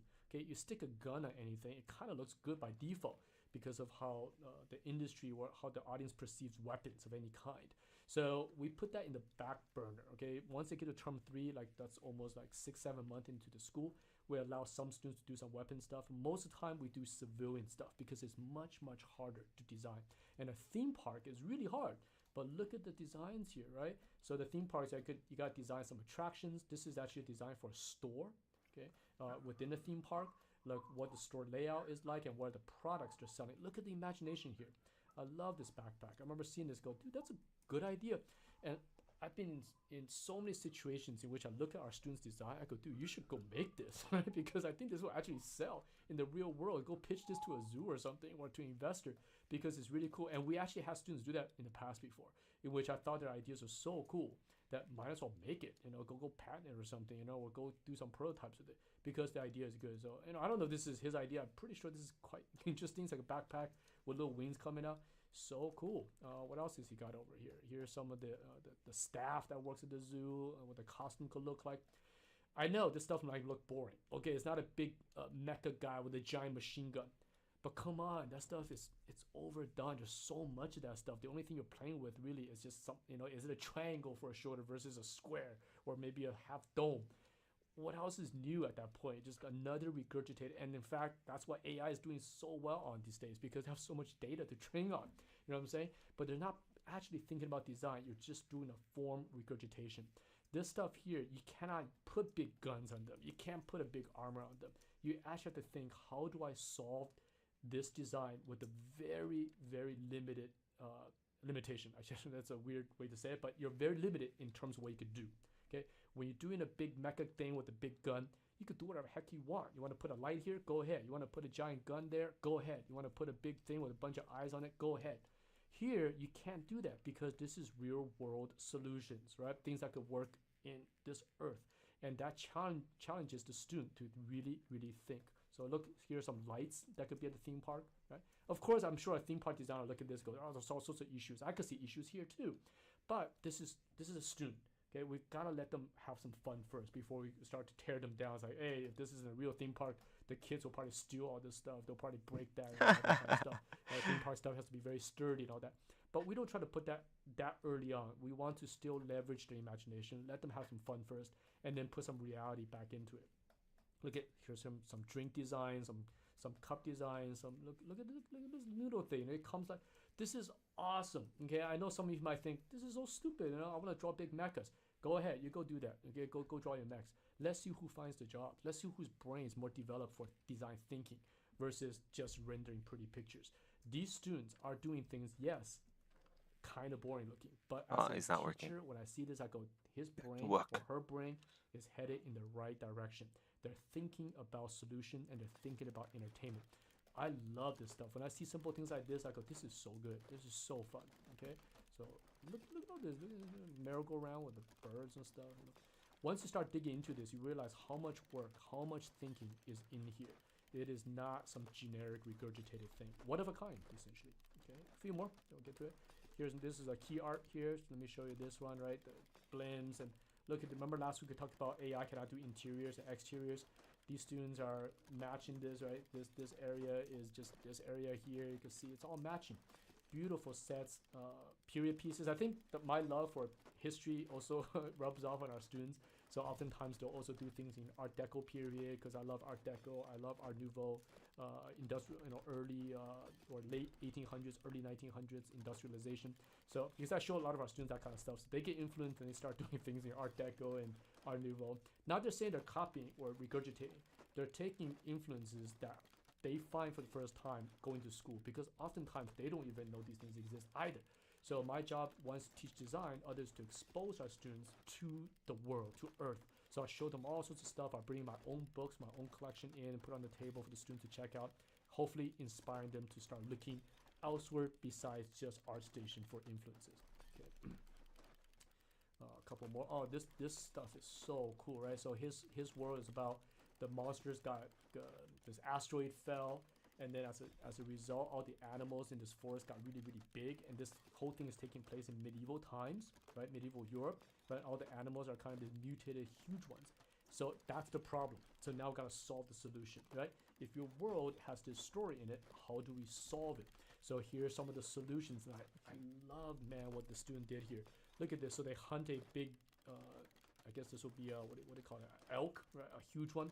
So how do they take apart an animal this big? So they build these rigs to take it apart, and then look at these rigs to to take down what do you mean, cut the rib apart. So look at these little pegs.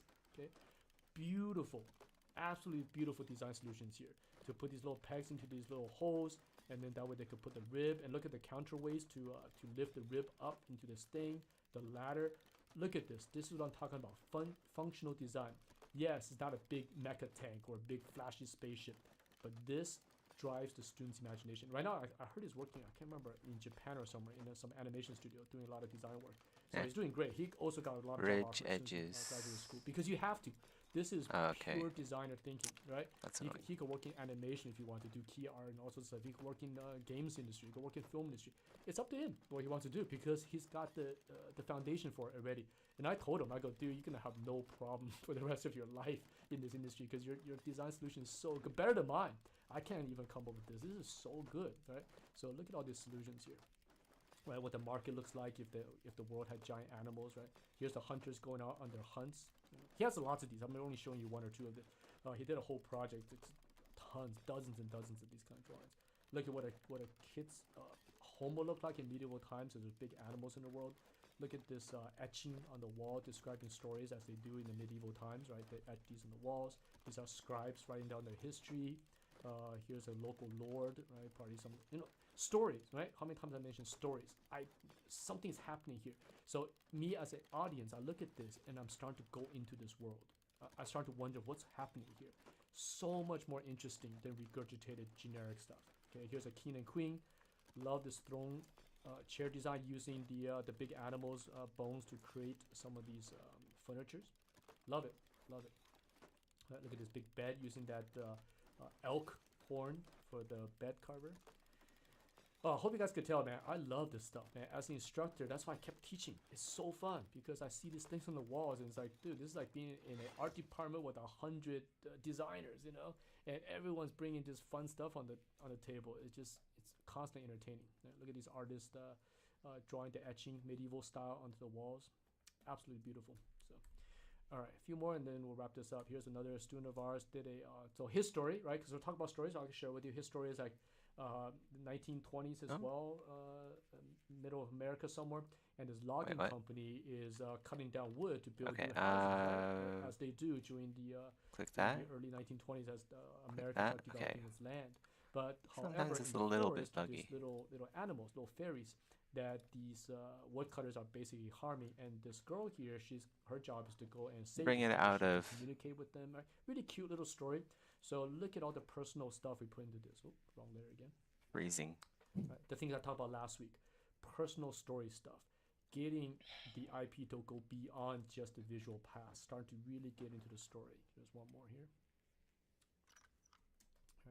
So here's the main bad guy, the logging dude. So look, he has all these animals to signal that he's not a kind person, because if you have animals in your office, you probably don't like animals, right? Or your heart is not very, very nice. So we put that there, and look at the lighting. We put the lighting on the bottom. These are things that are art directed, they're designed. So these are things that companies like Disney, DreamWorks, they love these kind of key. I need a stronger left leg. It has storytelling. It has good composition. It's just got everything that a company wants. Since we're here, here's them shipping like. Let's go try to get some crab armor. The girl is hiding over. Maybe a crab helmet or something. I heard that's meta. I remember looking at this and just being so entertained by it, because I'm like, dude, you like a Disney or something. Green This stuff is Beach. so good, right? This is the forest house where she first found the evidence. Let's make a real save here. Actually, let's save. Here's some sketches of those forest creatures. Okay, beautiful stuff. So with this last slide, let's get into the education side. Let's start to get serious here. I've been showing you a lot of super behind the laggy. scenes, a little bit of student I wonder if we stuff. should restart Hopefully, Kenshi. it's starting to resonate with you what entertainment design is about. So let's talk about what I see today in the industry. Boom. Okay. The first thing I see, okay, in portfolio is, as I mentioned earlier, there's now a strong focus on technical skills instead of design. Okay, focusing on tools and all that kind of stuff. Technical skills. How do I render stuff well? How do I light stuff well? Versus, how about your design? How about get your design to be cool first before you render all this stuff up? So this is one. Two. Okay, design literally becomes a form exercise. So what does that mean? It means that there's nothing deeper other than a form.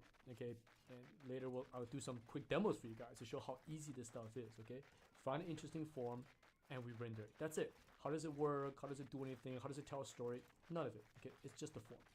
Next. Spending most of the time on 3D software and rendering. Okay, jump into Blender, jump into 3D Max or Maya, whatever it is. Nowadays, jump into maybe Unreal, right? Now, professionals, we all do that. Okay, but if you're a student and your focus is this first, okay, this first and technical skill first, and this is last, something's wrong here. And that's what these portfolios are doing. Okay, yes, you can use the software really well, you can light it really well, but what's the content? You're lighting something that has no value. Okay, so maybe you could work in VFX as a 3D lighter, but if you want to be a designer, you need this design. Okay, next. Okay, lack of story element, almost zero. Okay, like I said, I asked these students, why did you do this piece? What is it for? What kind of world it is? I remember just in Paris, I was asking. I think it's laggy because ZBrush is rendering. They don't know. Stuff in the background. They're like, I just thought I just draw it. I go, what? Okay, so what's happening here? Who is this person? They don't know, because when they did it, they're only thinking about using this as a technical exercise to just render something. But design really wasn't existing, so there's no storytelling. Okay, and of course the last one, no entertainment value. Okay, this piece that in the portfolio serves no purpose. It has no looks like it worked. Okay. If I take away the flashy stuff, very nice, there's nothing very underneath nice. it. Okay, so what causes this problem? In my opinion, okay, this is my opinion of what is causing this. Okay, one. I have more polygons here to work with. Okay, widely available tutorials and examples online, and this the reason why I think it's got worse and worse over the years is because it's regurgitating itself now. Okay, because this kind of content is easy to do, and I'm gonna do a demo for you shortly to do that. Okay, because it's easy, then maybe someone got pretty good at it. Even as a student, they could get pretty good at it. And then they'd be like, hey, I could just make tutorials online and how to render a scene in 30 minutes, right? These kind of clickbait, kind of topics, everything's like 20 minutes, 30 minutes, how to render a character in 1 hour, So you get a lot of clicks. And then they're demoing the same process they use. And someone else sees that and they go, hey, this is pretty cool, I'll do it. And that just self-regurgitates. You know what? I think I'll take a break here, and then I gotta get to work soon. So I guess I'll end it here. It's been a pretty productive 2 hours and 30 minutes. Take care, guys. I'll see you guys later. Probably tonight.